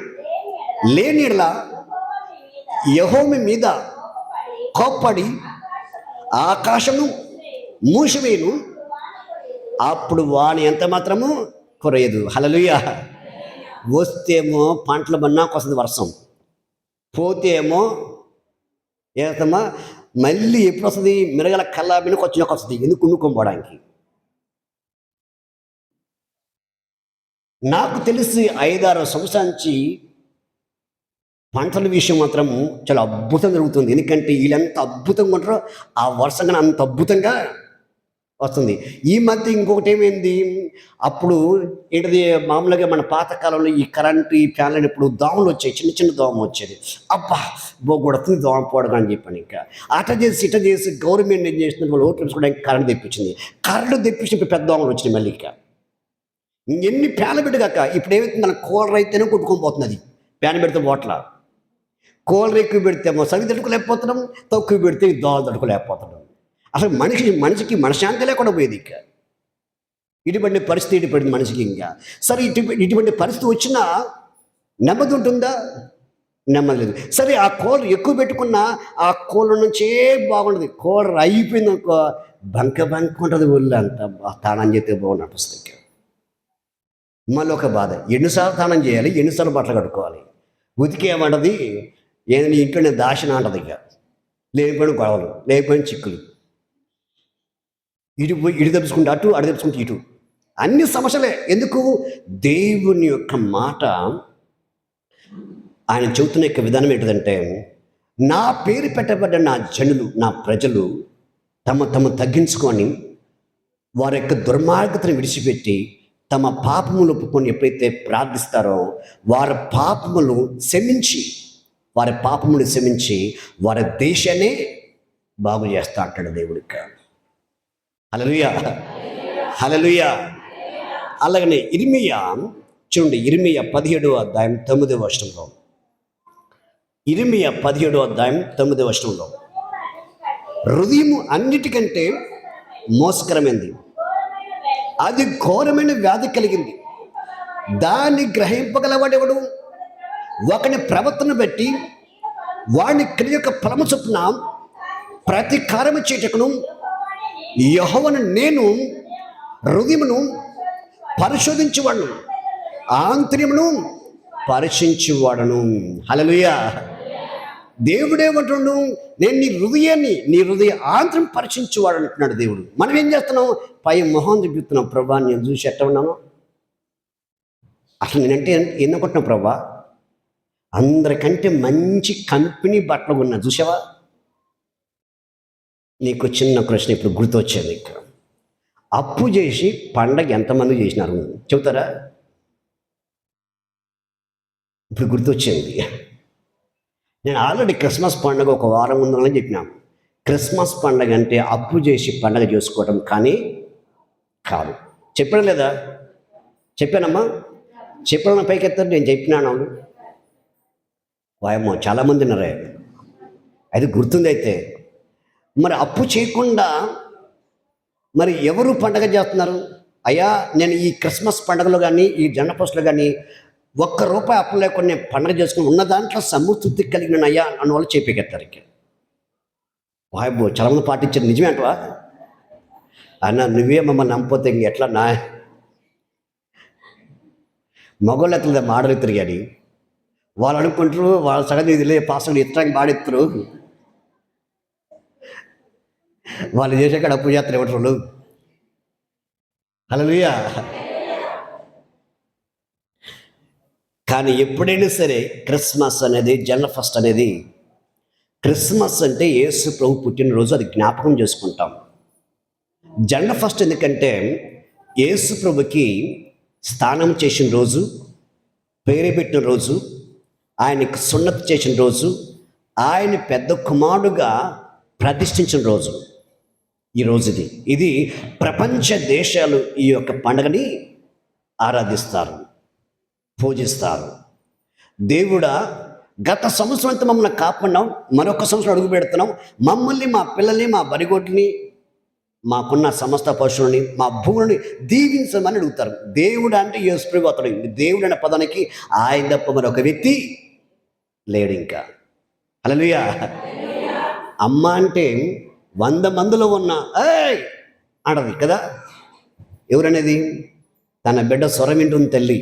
ఆ స్వరం గుర్తుపెట్టారే నేను ఇక్కడే ఉన్నారా అని చెప్పింది. ఇక నాన్ననే ఆ తండ్రి గుర్తుపట్టే స్వరాన్ని, రే నేను ఇక్కడే ఉన్నా, ఏం భయపడకు, నువ్వు కూర్చో, నేను ఉన్నాను కూర్చో అంటాడు. ఇక అలాగనే ఏమవుతుందంటే దేవుడు అంటే, అబ్బాయి నేను నిన్ను చూస్తున్నారా, నేను నిన్ను చూస్తున్నా అని దేవుడు ఖచ్చితంగా ఆ మనసుతో, హృదయంతో, ఆ మనస్సాక్షితో పిలిచే ప్రతి వారికి దేవుడు ఇటువంటి సమాధానం ఇస్తాడు. కాబట్టి నువ్వు గమనించాల్సిన విషయం ఏంటంటే, ఈరోజు నువ్వు దేవుడి సన్నిధిలోంచి నువ్వు బయటికి వెళ్తున్నావు. ఇంకా బయటికి వెళ్తున్నావు అంటే మరొక సంవత్సరంలోకి మనం అడుగుపెట్టినాం కాబట్టి తిరిగి మరొక సంవత్సరం మనం పని ఆరంభించబోతున్నాం. ఆరంభించబోయే టైంలో మన జీవితంలో ఏం చేయాలంటే, మన హృదయంలో దేవుడికి ఇష్టంగా అంది, దేవుడికి నచ్చంది మనం పాడు చేసి పాపం విడిచిపెట్టి పోవాలి. ఏం విడిచిపెట్టి పోవాలి? ఆయన కోరుకుంటుంది ఇదే. నీ ఆస్తులు అడగట్లా, నీ అంతస్తులు అడగట్లా, నీ డబ్బు అడగట్లా, ఏం అడగట్లా. నీ హృదయం నాకేమో, నీ హృదయంలో వచ్చి నేను నివాసం చేస్తాను. నేను నీకు తోడుగా ఉండి నీ హృదయంలో ఉండి నీతో మాట్లాడతా, నిన్ను బలపరుస్తా, నువ్వు చేసే ప్రతి పనులు సఫలం చేస్తా, నేను నీకు ప్లానింగ్ ఇస్తా అంటున్నాడు దేవుడికి. కానీ మనం ఏమంటున్నాం? వద్దు ప్రభా, నువ్వు పక్కనే ఉండు, కానీ నా హృదయంలో వద్దని మనం చెబుతున్నాం. ఇంకా దేవుడు కొరకు అంటే హృదయం. హల్లెలూయా. ఆయన ఏమంటున్నంటే, నీ హృదయమును, నీ హృదయ ఆంతరము వెరిగిన వాడు అంటాను. ఇంకా ఆయన చూసేది నీ హృదయ ఆంతరం చూస్తున్నాడు. ఇంకా నీ హృదయ ఆంతరములో దేవుడు కన్ను వేసి చూస్తే, దేవుడు ఒకవేళ నిన్ను అడిగితే నువ్వు సమాధానం చెప్పేటట్టు ఉండాలి. ఆయనతో మాట్లాడితే, నా కుమారుడా, నా కుమార్తె, నీ హృదయం నాకు స్థానం లేదు అని ఒకవేళ నేను ఒకవేళ ప్రశ్నిస్తే నువ్వు సమాధానం చెప్పేటట్టు ఉండాలి. సమాధానం, ఆ సమాధానం చెప్పలేని స్థితిలో ఉంటే, కయోను లాంటి స్వభావం నీలో ఉందనుకో, కయోను ఏం చేస్తున్నాడు? పక్కనలో బాగుంటూ ఓడుచుకోలేకపోయినాడు, వాళ్ళ మీద కోపంతో చంపినాడు, దేవుని కోపానికి గురైనాడు, దేశదిమ్మరై తిరిగినాడు. ఇక అతన్ని మళ్ళీ చంపడానికి అడిగినాడు. దేవుని అడిగినాడు, అయ్యా నీకు ఇష్టమైతే నన్ను ఎవరైనా చంపడానికి సహాయం చేయమంటే, నిన్ను ఎవడు చంపకూడదు, ఒకవేళ చంపితే వాడికి విడంతలా దండన అన్నాడు. ఇక ముద్ర వేసినాడు దేవుడు, అతను చంపకుండా మళ్ళీ ముద్ర వేసినాడు. అట్లా సాధ్యమంటే సావు లేదు, బతుకుదామంటే బతుకు అయిపోయింది పరిస్థితి. ఇక హల్లెలూయా. అదే కాదు, ఆయన సన్నిధికి రానికుండా బయటికి వెళ్ళగొట్టినాడు. దేవుడు సన్నిధించి ఏడిది ఆయన సన్నిధించి బయటికి వెళ్ళగొట్టాడు కయోను. అందుకే ఇటువంటి యొక్క పరిస్థితి మన జీవితాలలో సంభవింపకూడదు. ఈ నూతన యొక్క సంవత్సరంలో ఇప్పుడు ఈ ఆరంభం నుంచి తిరిగి ముగించేంత వరకును కయోను లాంటి జీవితం, లేకపోతే పరిచర్య లాంటి వాడి యొక్క జీవితం మనలో ఉండకూడదు. ఈ కయోను లాంటి హృదయంలో పాపం ఉంచుకొని సత్య ప్రవర్తన లేనివాడిగా ఉండకూడదు మనం. ఈ యొక్క పరిచర్యడు పై మాటలతో బతి అటువంటి యొక్క ప్రవర్తన మనలో ఉండకూడదు. జాగ్రత్త. హృదయ ఆంతరంలోంచి మనం దేవుణ్ణి ఎమ్మడించే వరముగా, దేవుణ్ణి చూసేవరముగా, మన ప్రార్థనకి ఆయన వినిలాగా మనం ప్రార్థించి అటువంటి స్థిర బుద్ధి కలిగి, స్థిర మనసు కలిగి, స్థిరమైన యొక్క ప్రవర్తన కలిగి మనం ప్రవర్తించే వరమై ఉండాలని దేవుని యొక్క ప్రణాళిక. హల్లెలూయా. ఇక్కడ ఇంకొక మాట మనం చదివితే, కింది మాట చదువు, ఇర్మీయా 17:9 కింది వచ్చినాను. హృదయం అన్నిటికంటే మోసకరమైంది, అది ఘోరమైన వ్యాధి కలిగింది, దాన్ని గ్రహింపగలవాడు ఎవడు? బాగా గమనించండి. ఇక నిన్ను మోసం చేసేది, నిన్ను పాపంలో తీసుకెళ్ళేది, నిన్ను శాపంలో తీసుకెళ్ళేది, దేవుని దగ్గర నుంచి దూరం తీసుకెళ్ళేది ఎవరు? హృదయము అన్నిటికంటే ఘోరమైన వ్యాధి కలిగింది. ముందు ఆ వ్యాధిని బాగు చేసుకోవాలి. మనం ముందు ఆ వ్యాధి మనం లేకుండా చూసుకోవాలి. హృదయము మనం బాగు చేసుకోవాలి. చూడండి, నువ్వు ఎప్పుడైనా చూసినావా? బాగా జ్ఞానంలోకి ఎత్తే అర్థమైంది. పల్లెంగా అడుగుతుంటే అదే దాన్ని ఏమంటారు? కర్నూలు తట్ట అంటారు, మన అందరం పల్లెం అంటారు, ఇంకో కొంత ప్లేట్ అంటారు. ఇంకా అది కడుగుతుంటే, రే నన్ను కడిగినా కానీ నీ హృదయం కడుక్కోరా బాగుంటుంది అంటది పల్లెం. ఎప్పుడు మాట్లాడదాం మీ పల్లెం? ప్లేట్ అదే తట్ట.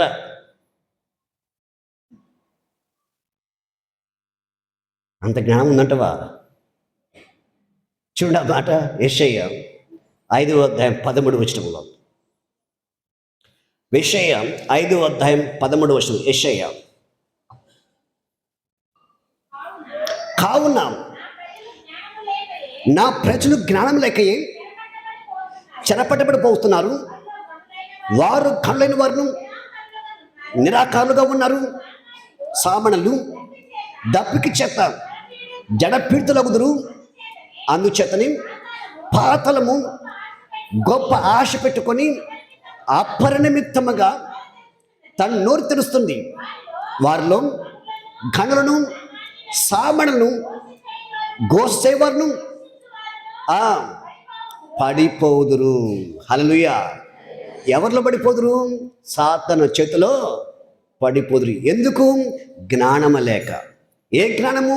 దైవ జ్ఞానం, దేవుని జ్ఞానం, దేవుని స్వరమిన్నే అటువంటి యొక్క ఆసక్తి, అటువంటి యొక్క విశ్వాసం. జ్ఞానం అంటే ఎన్నో రకాల అర్థాలు వస్తుంటుంది. ఇంకా జ్ఞానం ఉన్నవాడు విశ్వాసం కలిగి ఉంటాడు, జ్ఞానము కలిగినవాడు ఆసక్తి కలిగి ఉంటాడు, జ్ఞానము కలిగిన పరుదలు కలిగి ఉంటాడు, జ్ఞానము కలిగిన క్రమంగా నడుచుకుంటాడు. జ్ఞానము కలిగిన వాడు తన జీవితంలో అపవాదికి చోటు లేకుండా భద్రంగా చేసుకుంటాడు.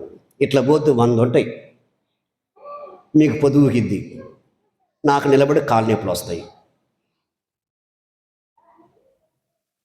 ఎందుకు చెప్తాం? జాగ్రత్త.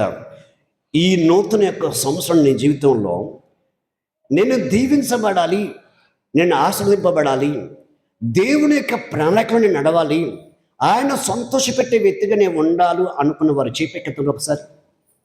ఒక్కసారి అంటే అందరు ఇస్తారు కదా. దీవించబడమంటే అందరు ఇస్తారు, శాపం అంటే ఒకరు చేయత్తరు. ఇక హల్లెలూయా. ఎతడానికి ఇతనం దానికి నిలబడి తక్కువ కదా. మేము నవంబర్లో అనుకుంటాం, లేదా సెప్టెంబర్లో ఎప్పుడో బైబిల్ క్విజ్ ఏంటిది స్టార్ట్ చేసినాం. స్టార్టింగ్ 25 మంది టపా టపా టపా వచ్చారు. ఇక బాగా స్పీడ్కి పెడతా వచ్చారు. ఇక ఇంకా నేను ఆలోచిస్తున్నాను, అమ్మ ఇంతమంది ముందు వస్తే నేను యాడ్ చేసుకొచ్చేయాలా? ఒక పక్క బాధ వచ్చింది నాకు. అంటే బాధ అంటే సంతోషంగా ఒక పక్క, కాకపోతే ఉన్న పరిస్థితిని పెట్టి ఎట్లా తేవాలని చెప్పి చూస్తాను. ఇంకా అదేమో ఈ బైబిల్కి సంబంధించిన లైబ్రరీ ఎక్కడో గుంటూరులో ఉండదు, లేకపోతే హైదరాబాద్లో ఉండదు, ఎక్కడ ఉండదు. ఇక మంచి లైబ్రరీ ఒంగోలో ఉండదు. ఇంకా లేకపోతే బెంగళూరు పోవాలి, బైబిల్ తడి ఎక్కడికి పోవాలి. నేను ఇంకా ఎట్లా అని చెప్పి ఆలోచన చేస్తున్నా. ఒక 10 రోజులు దాటంగానే ఒక్కొక్కరు అవుట్ అయిపోతారు. పందెం రంగంలో పరిగెత్తిన వాళ్ళు మోకాలు నొప్పి వచ్చి, నడుములు నొప్పులు వచ్చి, తల నొప్పులు వచ్చి బాగా చోకలు అవుట్ అయిపోతారు. ఎక్క వాళ్ళ శ్రమలు వాళ్ళకి ఉన్న పరిస్థితులు పెట్టి ఎక్కాడు. లాస్ట్కి 4 మిగిలారు. ఎక్క బాబో ఈ 4 మిగిలిందని బాగా అని చెప్పండి అన్నాక. అయితే 25 మంది చాలా సమానంగా వచ్చినారు. ఎక్క ఒకళ్ళ ఇంట్లో 10 నిమిషాల్లో వస్తారు. ఎక్క చాలా అద్భుతంగా ఆన్సర్ ఇస్తారు. నేను కానీ రాసుకుంటున్నా, అన్నీ రాసుకుంటున్నా. ఏది డైరీలో ఉంది. దేని గురించి రాసిన అంటే కీటల గురించి రాసిన. దాదాపు ఎన్నో కీటలు వచ్చినాయి, చాలా వచ్చినాయి కీటలు. బైబిల్ మొత్తం ఎతికి పెట్టి నాకు ఇచ్చిన పాపం, వాళ్ళని ఎతికించడం నేను రాసుకున్నా. చాలా అద్భుతంగా దొరికింది. ఇంకా బైబిల్లో ఎన్నున్నాయి మొత్తం వెతికి పెట్టారు శుభ్రంగా. ఇప్పుడు వరిసేను కోసినాక పరిగెరవడానికి 2-3 పోయినాక ఇంకో వరిసేలు పరిగే ఉండదు. ఇక అట్టయింది పరిస్థితి. క్రమంగా ఏమైందంటే వీరి జీవితాలలో అద్భుతమైన ఆన్సర్ ఇస్తున్నారు. ఇక్కడ ఆన్సర్ ఇస్తున్నారు బైబిల్ క్విజ్లో. దేవుని యొక్క ఆలోచన నాకు అర్థమైపోతా ఉంది. ఇలా ఎడల ఇంకెక్కడ వెనక్కి తగ్గకుండా ఆ బైబిల్ క్విజ్ అయ్యేంతవరకు క్రమంగా ఉదయకాలం, ఉదయకాలం నాకు నిద్రలేదు. ఇంకా సాయంత్రం 8 స్టార్ట్ అయితే 9 ప్రార్థన అయిపోతుంది. అక్కడి నుంచి మళ్ళీ వాళ్ళు ఏదైతే ఆన్సర్ ఏంటి పంపిస్తా ఉన్నాను, దానికి సమాధానం పంపిస్తున్నారు, ఆయన చూసుకుంటున్నాను. మళ్ళీ తిరిగి నేను మళ్ళీ సాయంత్రం నైట్కి ఉదయానికి మళ్ళీ వాక్యం చేతపడుతున్నాను. ఇట్లా నాకు ఇదే సరిపోతుంది. ఇంకా పండుకున్న లేచిన టైంకు సరిపోవట్లేదు. ఇంకా ఇటువంటి పరిస్థితి పడింది. అయితే ఎన్నడూ చూడని సంతృప్తి దేవుని యొక్క ప్రణాళికలో సంఘములో ఉన్న విశ్వాసాన్ని బలపరుస్తున్నట్టు దేవుడు ఎంతగానో ఆనందించాడు. ఇక ఇది నేను కోరుకుంటుంది సంఘంలో ఉంచి నా బిడ్డలోంచి ఇది కోరుకుంటున్నా అని ఈ మాటని చూడండి. ఒకసారి రేపు చూద్దాం. ఇర్మియా 9వ అధ్యాయం 23వ వచనంలో, ఇర్మియా 9వ అధ్యాయం 23వ వచనంలో యెహోవా ఇలాగ చలవిస్తున్నాడు, జ్ఞాని తన జ్ఞానం బట్టి, సూర్యుడు తన శౌర్యం బట్టి అతిశయింపకూడదు. ఐశ్వర్యవంతుడు తన ఐశ్వర్యం బట్టి అతిశయింపకూడదు. అతిశయించువాడు దేన్ని బట్టి అతిశయింపునగా భూమి మీద కృప చూపుతూ నీతి న్యాయంలో జరిగిస్తున్నాం యెహోవా నేనని గ్రహించి నన్ను పరిశీలనగా తెలుసుకుని బట్టి అతిశయపలను. అట్టి వాటిలో నేను ఆనందించువాడినై ఉన్నాను. యెహోవా చలవిస్తున్నాడు. ఎవరిని బట్టి అంట అతిశయించదన్నా? ఆయన గురించి పరిశీలనగా తెలుసుకొని గ్రహించువాడి విషయంలో దేవుడంట ఆనందించువాడై ఉన్నాడంట ఆయనక. హల్లెలూయా.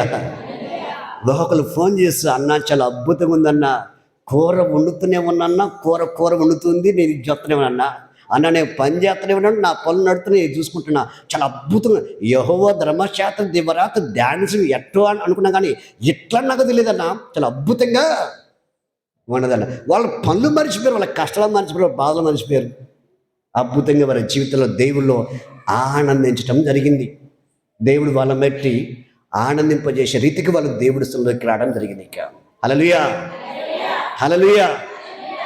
ఇటువంటి యొక్క దివరాత్రులు దేవుని యొక్క వాక్యాన్ని ధ్యానిస్తూ ఆయన పరుషులుగా తెలుసుకుంటున్నప్పుడు ఇంకా పాపం గురించి కానీ, వేరే తలంపుల గురించి కానీ, వేరే చెడు ఆలోచించి కానీ దేవుడిని తొలగిపోవడానికి ఎటువంటి నిన్ను ఏది ఆకర్షించినా దాన్ని ఆకర్షణకి వెళ్ళిపోవడం ఎంత మాత్రం కుదరదు, వీలుపడదు. ఎందుకంటే అసలైన జీవితం దేవుడికి మనకు అర్థము ఏమంటాడు దేవుడు?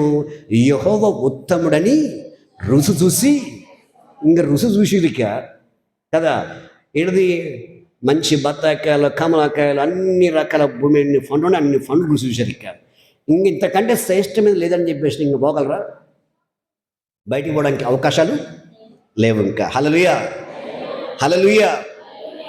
ఒక ఆమె గూడెంలో ఉంటుంది, మాగ్గని చెప్పచ్చుగా, నడిగేటోళ్ళన్నా మీకు మాగ్గని చెప్పచ్చుగా. అమ్మో నీకు చదువు అంతంత మాత్రం ఉంది, మరి ఏం చేయాలంటే మేము ప్రార్థన చేస్తాం. చెప్పు మేము ఎలా ప్రార్థన చేయాలి? ఏం లేదమ్మా, రోజు గంటకు వచ్చి మోకాలు పడమని చెప్పినాక ఇంక మొదలుపెట్టింది ఆమె. మోకం ఎడిది వాళ్ళ చెంచులు కాబట్టి ఇంకేం చూస్తుంది చేస్తారు, ఇంకా తక్కింది ఇంకేం చేయనే చెల్లి. మోకాన్ని పడితే పడదంట, ఇంకేం నోట్లోంచి మాట్లాడదంట. నేను మొన్న గంట సేపు నిలబడ్డా, మొన్న గంట సేపు నిలబడ్డా, నిన్నగానే గంట సేపు నిలబడ్డా, నాకేం కనబడలేదే. అయితే నిలబడి ఏం చేసాము? నోరు మూసుకున్నా అని చెప్పాలి. ఓ పిచ్చి మొఖమా, మోకాన్ని నిలబడబట్టే ప్రార్థన చేయమని నేను చెప్పిందంటే అట్టనా ఇంక చేస్తా. ఓ ప్రభా నీకు వందనాలు, మా ఆయన చూసుకో, నా కొడుకుని చూసుకో, నా కూతురుని చూసుకో, నా ఆవులుగా చూసుకో ప్రభా. ఇది ప్రార్థన వాళ్ళకి. అయితే భయంకరమైన వ్యక్తులు మంచి మార్పు చెంది తాగుబోతులు 24 గంటలు భార్య పిల్లలు కుటుంబం తాగి రోడ్డు మీద ఉండే వాళ్ళు రోజు మంచి వస్త్రం కట్టుకొని మంచిగా దేవుని కలిగి దేవుని యొక్క నిందారతంగా జీవిస్తూ వారికి వచ్చిన కష్టస్థితుల్లో దేవుడి మందిరం కోసం ఖర్చు పెడుతున్నారు. ఇంకా అద్భుతంగా వాళ్ళని దేవుడు తీసి దిద్దినాడు ఆయనక. హల్లెలూయా, హల్లెలూయా. మూర్ఖాలైన మన జీవితాలను, పశువులాగా ప్రవర్తించిన మన బ్రతుకులని దేవుడు మనిషిగా మనల్ని మార్చిన, ఆయన రూపులోకి తీసుకొచ్చిన మనల్ని. ఇంకా కాబట్టి ఈ పశువులాగా మారడము, మృగాలుగా మారిపోవడం కారణం ఏంటిది? పాపం. పాపం అన్నిటికంటే భయంకరమైనది పాపం. ఆ పాపం అనేది నువ్వు ఎప్పుడైతే విసర్జిస్తావో దేవుడు నీలోకి వస్తాడు. నువ్వు పాపాన్ని ఎప్పుడైతే విసర్జిస్తావో, పాపాన్ని ఎప్పుడైతే నువ్వు ఆశ్రయించుకుంటావో, పాపాన్ని ఎప్పుడైతే నువ్వు బయటికి వెళ్ళగొడతావో, నువ్వు దేవుణ్ణి ఆశ్రయం కోరుకుంటావు, ఆయన రెక్కలకు వస్తావో, దేవుడు బలిష్టమైన చేతులు నేను దాచుకొని భద్రపరిచి, తల్లి తన బిడ్డని, కోడి తన బిడ్డలను దాచిన రీతిగా దేవుడు తన సంకనెత్తుకొని నీవు ముదువచ్చేంత వరకు నేను నడిపిస్తాడు ఆయన ఇంకా. హల్లెలూయా, హల్లెలూయా. అలాగే ఇర్మీయా 17వ అధ్యాయం 5వ వచనంలో 8వ వచనం వరకు యెహోవా ఇలాగ చదివిస్తున్నాడు, నరుల్ని ఆశ్రయించి శరీరం తనకి ఆధారము చేసుకుని తన హృదయమును యెహోవా మీద నుండి తొలగించుకున్నవాడు శాపగ్రస్తుడు. వాడు ఎడారులను అరణ్య వృక్షములనే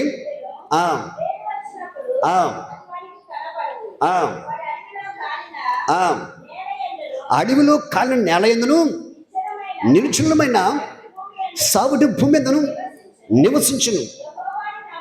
యెహోవాను నమ్ముకున్నవాడు ధనుడు, యెహోవా వానికి ఆశ్రయముగా నుండును. హల్లెలూయా, హల్లెలూయా. నీ హృదయంలోంచి దేవుణ్ణి తొలగించుకొని మనుషుల మీద ఎప్పుడైతే నువ్వు ఆధారపడతావో ఆ మనుషుల మీద నీకు శాపం వస్తుంది. ఈరోజు చాలామంది జీవితాలలో దేవుని ప్రేమిస్తున్నామంటున్నారు. నువ్వు దేవుని ప్రేమిస్తే ఎక్కడ ఉంటుందో తెలుస్తున్నా, ప్రతి ఆదివారం దేవుడి మందిరంలో ఉంటావు. అదే ఇంకా గుర్తు. ఇంకా ఫలమును చూసి చెట్టు ఎటు వెళ్ళదో చెప్పగలం. నీ క్రియలను బట్టి, నీ ప్రవర్తన బట్టి, నీ నడవను బట్టి, నీ యొక్క డైలీ నీ దినసరి బట్టి గుర్తుపట్టవచ్చు నువ్వు ఎటువంటి స్థితిలో ఉన్నావు అన్నది, నీ జీవితం ఏంటో అన్నది. ఇంకా నేను దేవుణ్ణి ప్రేమిస్తున్నా అంటే ఆల్రెడీ ఇక్కడ దేవుడి మందిరం దరిదాపు ఉన్నప్పుడు దేవుడి సంగతి రావచ్చు. ఈ దరిదాలు లేనప్పుడు ఎక్కడైనా దూర ప్రాంతంలో అనుకో, అక్కడికి మంచి వాక్యం చెప్పే, వాక్యం మాత్రమే అందించాలి. జాగ్రత్త. వాక్యం అందించే చర్చికే వెళ్ళాలి. పెట్టకథలు, బుర్రకథలు, చిలక ప్రశ్నలు ఈ చెప్పే చర్చికి వెళ్ళకూడదు. అక్కడ దయ్యం ఉంటేనే ఈ మాటలు వస్తాయి, దయ్యం ఉంటేనే ఈ కథలు వస్తాయి, దయ్యం ఉంటేనే ఈ బుర్రకథలు వస్తాయి. జాగ్రత్త. దేవుని మందిరము, దేవుని యొక్క మందిరం ఎటువంటిదంటే జీవమగల దేవుని యొక్క మందిరం. అది జీవమగల దేవుని మందిరము. సంఘం అంటే సత్యానికి స్తంభం. అది అటువంటి మందిరములో దేవుడు నివాసం చేస్తాడు, దేవుడు ఉంటాడు, దేవుడు నడిపిస్తాడు. ఆ ప్రజలతో దేవుడు మాట్లాడతాడు. కానీ దేవుడి మందిరం పిట్టకథలు, బుర్రకథలు, చిలక ప్రశ్నలు వస్తున్నాయంటే అక్కడ దేవుడు ఎంత మాత్రం లేడు. దెయ్యం ఉంటేనే ఈ బుర్రకథలు, ఈ పిట్టకథలు వస్తాయి. అటువంటి మందిరంలోకి వెళ్తే నీకైనా సేమ్ పిట్టకథలు, బుర్రకథలు వస్తాయి.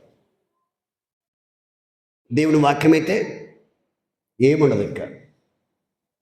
అందుకు యేసు ప్రభు తిరిగి యెరూషలేములోకి వెళ్తున్నప్పుడు ఊరు పెట్టిన అంజరపు చెట్టు ఉంది బయట. తన శిష్యులతో పాటు వెళ్తున్నాడు.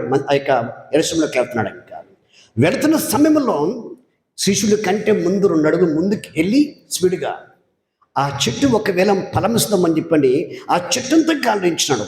అది చాలా గుబురుగా ఉంది, ఆకులతో చాలా మంచి గుమ్మురుగా ఉంది, పచ్చగా ఉంది. అందులో ఏమైనా కాయలు దొరుకుతామని చూస్తే కాయ ఇవ్వలేదు. అప్పుడు అంటాడు యేసు ప్రభు, నాకు నువ్వు ఫలము ఇవ్వనందున, నేను నీ వద్దకు వచ్చిన కదా ఫలం ఉందని, ఇవ్వనందున ఇంక ఎవడికి నువ్వు ఫలం ఇవ్వకూడదు అని దాన్ని చూపించాడు. ఇంకా దేవునికి హల్లెలూయా, హల్లెలూయా.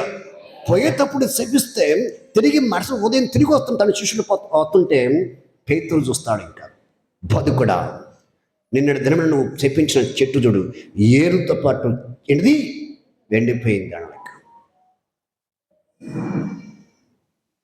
ఈరోజు కొంతమంది జీవితాలలో ఆ అంజురపు చెట్టు వల్లే ఉన్నారన్నమాట. మంచి గుబురుగాను ఆకులుగాను ఉన్నారు, కానీ దేవుడు ఒకవేళ ఆశిస్తే ఫలమిచ్చే వరముగా లేవు. బాగా గమనించండి. ఇంకొక మాటగా చెబుతాను ఇదే విషయంలో. ఫలములు ఇచ్చే వాళ్ళు ఎలా ఉంటారంటే, ఫలములు కలిగిన వారు ఫలం ఇచ్చేవారు ఎలా ఉంటారంటే, నేను ఒకప్పుడు నా స్థితి వేరే ఉంది, కానీ ఇప్పుడు దేవుడిని నమ్మినందుకు నా స్థితి మారిపోయింది. వారి యొక్క సాక్ష్యము, దేవుడి మందులో విన్న వాక్యము ఇతరులు బాధల్లో ఉన్నప్పుడు, కష్టాలు ఉన్నప్పుడు, తిరిగి సాతాను చేతుల్లో బంధింపబడి నశించిపోతున్న వారికి దేవుడి గురించి పరిచయం చేస్తారు. వారు దేవుని మందిరానికి పట్టకొస్తారు. వాళ్ళు ఫలమిచ్చే చెట్లు వలె ఉన్నట్టు అర్థం. ఇంకా ఇటువంటి స్థితి, ఇటువంటి ఆత్మశక్తి ఎందుకు ఎదలేకపోతుందంటే దీనికి మూల కారణం పాపం. దీని మూల కారణం పాపం. హృదయంలోంచి దేవుణ్ణి తొలగించుకొని మనుషుల మీద ఎప్పుడైతే ఆధారపడుతున్నామో శాపగ్రస్తులు అవుతున్నారని చెబుతుంది బైబిల్. ఈ శాపం, పాపం పోయి శాపంగా మారింది. శాపం పోయి ఏమైంది? సౌటు భూమిలాగా మారిపోయింది. ఇంకా ఏ రీతిగా ఫలమిచ్చే రీతిలో కనబట్ల. అందుకే దేవుడి యొక్క వాక్యం అవుతుంది, యెహోవాని ఆశ్రయించువాడంట ఏమవుతుందంట? చూద్దాం ఆ మాట చదవండి. యెహోవాని ఆశ్రయించువారు ధన్యుడు, యెహోవా అతనికి ఆశ్రయముగా ఉండెను. హల్లెలూయా. ఇప్పుడు నీకు దేవుడు నీకు ఆశ్రయంగా ఉండాలనా? దేవుని పక్కకు పెట్టి దేవుడికి నచ్చంది వెంచుకొని అటువంటి యొక్క పాపముతో కయ్యోని పాపము జుట్టు పట్టుకుని లాక్కొని పోయింది బయటికి దేవుడి సన్నిలోంచి. ఎందుకు? దానికి మొదటి స్థానం ఇచ్చాడు, దేవునికి ఇవ్వలేదు, అందుకే అది లాక్కపోయింది. దాన్ని తలంచింది. ఆయన ఏం తలంచడో తన నెత్తికి వచ్చేలాగా దేవుడు అప్పగించేసినాడు. ఇంకా అలానే ఇదొక మాట చూద్దాం. రోమాపత్రిక చూడండి, రోమాపత్రిక మొదటి అధ్యాయంలో 18 మనం ఊహించుకుంటున్నాం. ఇంకా దుర్నీతి చేతను సత్యమును అడ్డగిస్తూ మనుషులకు సమస్త బతింత మీదను దుర్నీతి మీదను దేవుని కోపమును పరలోకము నుండి బయలుపరచబడుతున్నది. ఎందుకనగా దేవుని గురించి తెలియసక్కము ఏదో అది వారి మధ్య ఈ సాధమై ఉన్నది. హల్లెలూయా. ఇక్కడ ఎవరి మీదకి వస్తుందంటే దేవుని కోపం. దేవుడి గురించి తెలుసు వాళ్ళకి, దేవుడి గురించి మంచిగా తెలుసు, మంచి ఏందో చెడేందో తెలుసు వాళ్ళకి. తెలిసి కానీ ఏం చేసినారా? సత్యాన్ని అడ్డగించినారు, సత్యానికి విరోధంగా ఉన్నారు, దేవుని ఆలోచనకి వ్యతిరేకంగా ఉన్నారు. అందుకే ఆడ వాళ్ళ మీదకి ఏంటి? సత్యాన్ని అడ్డగించి వారి బతి మనకి దేవుని యొక్క ఉగ్రత పరలోకము నుంచి వారి మీదకి దిగి వచ్చిందట. ఇంకా పరలోకము నుంచి నీ మీదకి ఆ ఉగ్రత వచ్చినప్పుడు నిన్ను తప్పించటము జేజే వల్ల కాదు, తాత వల్ల కాదు, ముత్తాత వల్ల కాదు, ఏ సీఎం వల్ల కాదు, ఏ హాస్పిటల్ వల్ల కాదు. హల్లెలూయా, హల్లెలూయా. అటువంటి యొక్క పరిస్థితులకు నువ్వు పోకూడదని దేవుని యొక్క ఉద్దేశం. అందుకే దేవుడు ఈరోజు ఈ నూతన యొక్క సంవత్సరమున ఆయన ఉన్నత కృపలో ఆయన రెక్కలో నువ్వు భద్రంగా ఉండాలని, ఆయన రెక్కలో మనకి ఆశ్రయం ఉంది, ఆయన రెక్కలో మనకి ఆరోగ్యం ఉంది, ఆయన రెక్కలో మనకు సురక్షితం ఉంది, ఆయన రెక్కలో మనకు జీవం ఉంది, ఆయన రెక్కలో మనకు సమాధానం ఉన్నది, ఆయన రెక్కలో మనకు ఐక్యత ఉంది. కాబట్టి అటువంటి ఆయన రెక్కలను విడిచిపెట్టి ఆయన రెక్కలోంచి బయటికి వెళ్ళావా, నయోముకు పెట్టిన గతి మనకి పడుతుంది. అటువంటి పరిస్థితికి రావద్దని దేవుడు ఈ వాక్యము చేత ఈ నూతన సంవత్సరం దేవుడిని హెచ్చరిస్తున్నాడు. తీర్మానం చేసుకొని దేవుడితో నువ్వు సమాధానం పాడు. నా పేరు పెట్టబడ్డ నా ప్రజలు తమ తగ్గించుకొని దుర్మార్గతను విడిచిపెట్టి వాళ్ళు ఎప్పుడైతే తన పాపం నిమిత్తం పశ్చాత్తపడతారో దేవుడు ఏమంటున్నా, వారి పాపం నుండి క్షమించి వారి దేశాన్ని దేవుడు బాగు చేస్తా అంటాడు. ఇంకా మరి ఇటువంటి యొక్క పరిస్థితిని బట్టి ఒక్కసారి నీ జీవితాన్ని నిర్ణయం తీసుకొని దేవుని చేతుల్లో ఉంటావా, పాపం అనే దాంట్లోకి వెళ్ళిపోతావా? పాపము అనేక సాతాను చేతుల్లోకి వెళ్ళిపోయి కయ్యూను లాంటి దారిలోకి వెళ్ళిపోయి నాశనం తెచ్చుకుంటావా? లేకపోతే ఏ పిల్లి వల్ల దేవుని కోసం ప్రాణం ఇచ్చేటట్టు అటసాక్షిగా మిగులుతావా? నీకు ఏది కావాలో తీర్మానం చేసుకో. హెబేలా, కయ్యోనా, పరిచయుడా, శంకరుడా తీసుకో. ఇంకా లేకపోతే పాపమా లేదా దేవుడా, నీకేది కావాలో తీర్మానం చేసుకొని ఈరోజు ఇన్న ఒక్క వాక్యాన్ని నీ హృదయంలో భద్రం చేసుకుని హృదయ ప్రకటన రాసుకొని తిరిగి దేవుడి చిత్తమైతే మరొక ఆదివారం మనం వినబోయేంత వరకును ఈ వాక్యం నెవరవేస్తూ ప్రార్థనలు నెవరవేయాలి. ఏమేనమ్మా? ఈరోజు విన్న ఒక వాక్యాన్ని ప్రార్థనలు వెత్తి పెట్టి ప్రార్థన చేయాలి. దాన్నే నెవరే అంటారు. ఇక హల్లెలూయా. చూడండి, కొన్ని పశువులు నెవరేస్తుంటే తెల్ల నురుగు వస్తుంది. అంటే దాన్ని నెవరేస్తున్నప్పుడు నురుగు వస్తుందంటే మంచి ఆరోగ్యముగా ఉన్నది. అది నెవరైపోతే ఏమవుతుంది? దీనికి ఏదో జబ్బు వచ్చింది. అలాగనే ఈ వాక్యం ఎత్తిపెట్టి ప్రార్థన చేస్తూ నెవరవేస్తూ గ్రహింపులు తీసుకొని దేవుని యొక్క వాక్యముల శక్తిని ఆశ్రయం పొందుకొని నువ్వు నీ కుటుంబానికి, నీ సమాజానికి ఆశ్రయకరంగా ఉండేటట్టు నువ్వు చూసుకోవాలి. ఇది నీ ప్రయత్నం. దేవుడు చేసే పని దేవుడు చేస్తాడు, నువ్వు చేసిన పని నువ్వు చేయాలి. మన పాతకాలంలో ముసలోళ్ళు ఏంటిది, లేకలా కొడుకు పుడితే ఆ కొడుకు పెళ్లి చేస్తే ఒక కోడలు వచ్చిందంట వాళ్ళకి. ఏమ్మాయి అప్పుడు జొన్నవ్వ రాగివ్వు కదా, అన్నోని పెట్టాడు, నన్ను ఎత్తుకోపోయా రా ఈడదొకటి కాడికందంటగా. అట్లనే ఇంకా దేవుడు అన్ని పనులు చేస్తే నువ్వేం చేయను? దేవుడే నీ పనులు అన్ని చేస్తే నువ్వేం చేయను? నీ పని నువ్వు చేయాలి, దేవుడు పని చేసే దేవుడు పని చేస్తాడు. ఇంకా హల్లెలూయా, హల్లెలూయా. దేవుని నామానికి మహిమ కలగక అందరూ రెండు చేతులు జోడించి దేవుడి యొక్క వాక్యం మన హృదయమైన జీవితాలలో ఫలింపజేయునుగాక. మంచి తీర్మానంతో రెండు చేతులు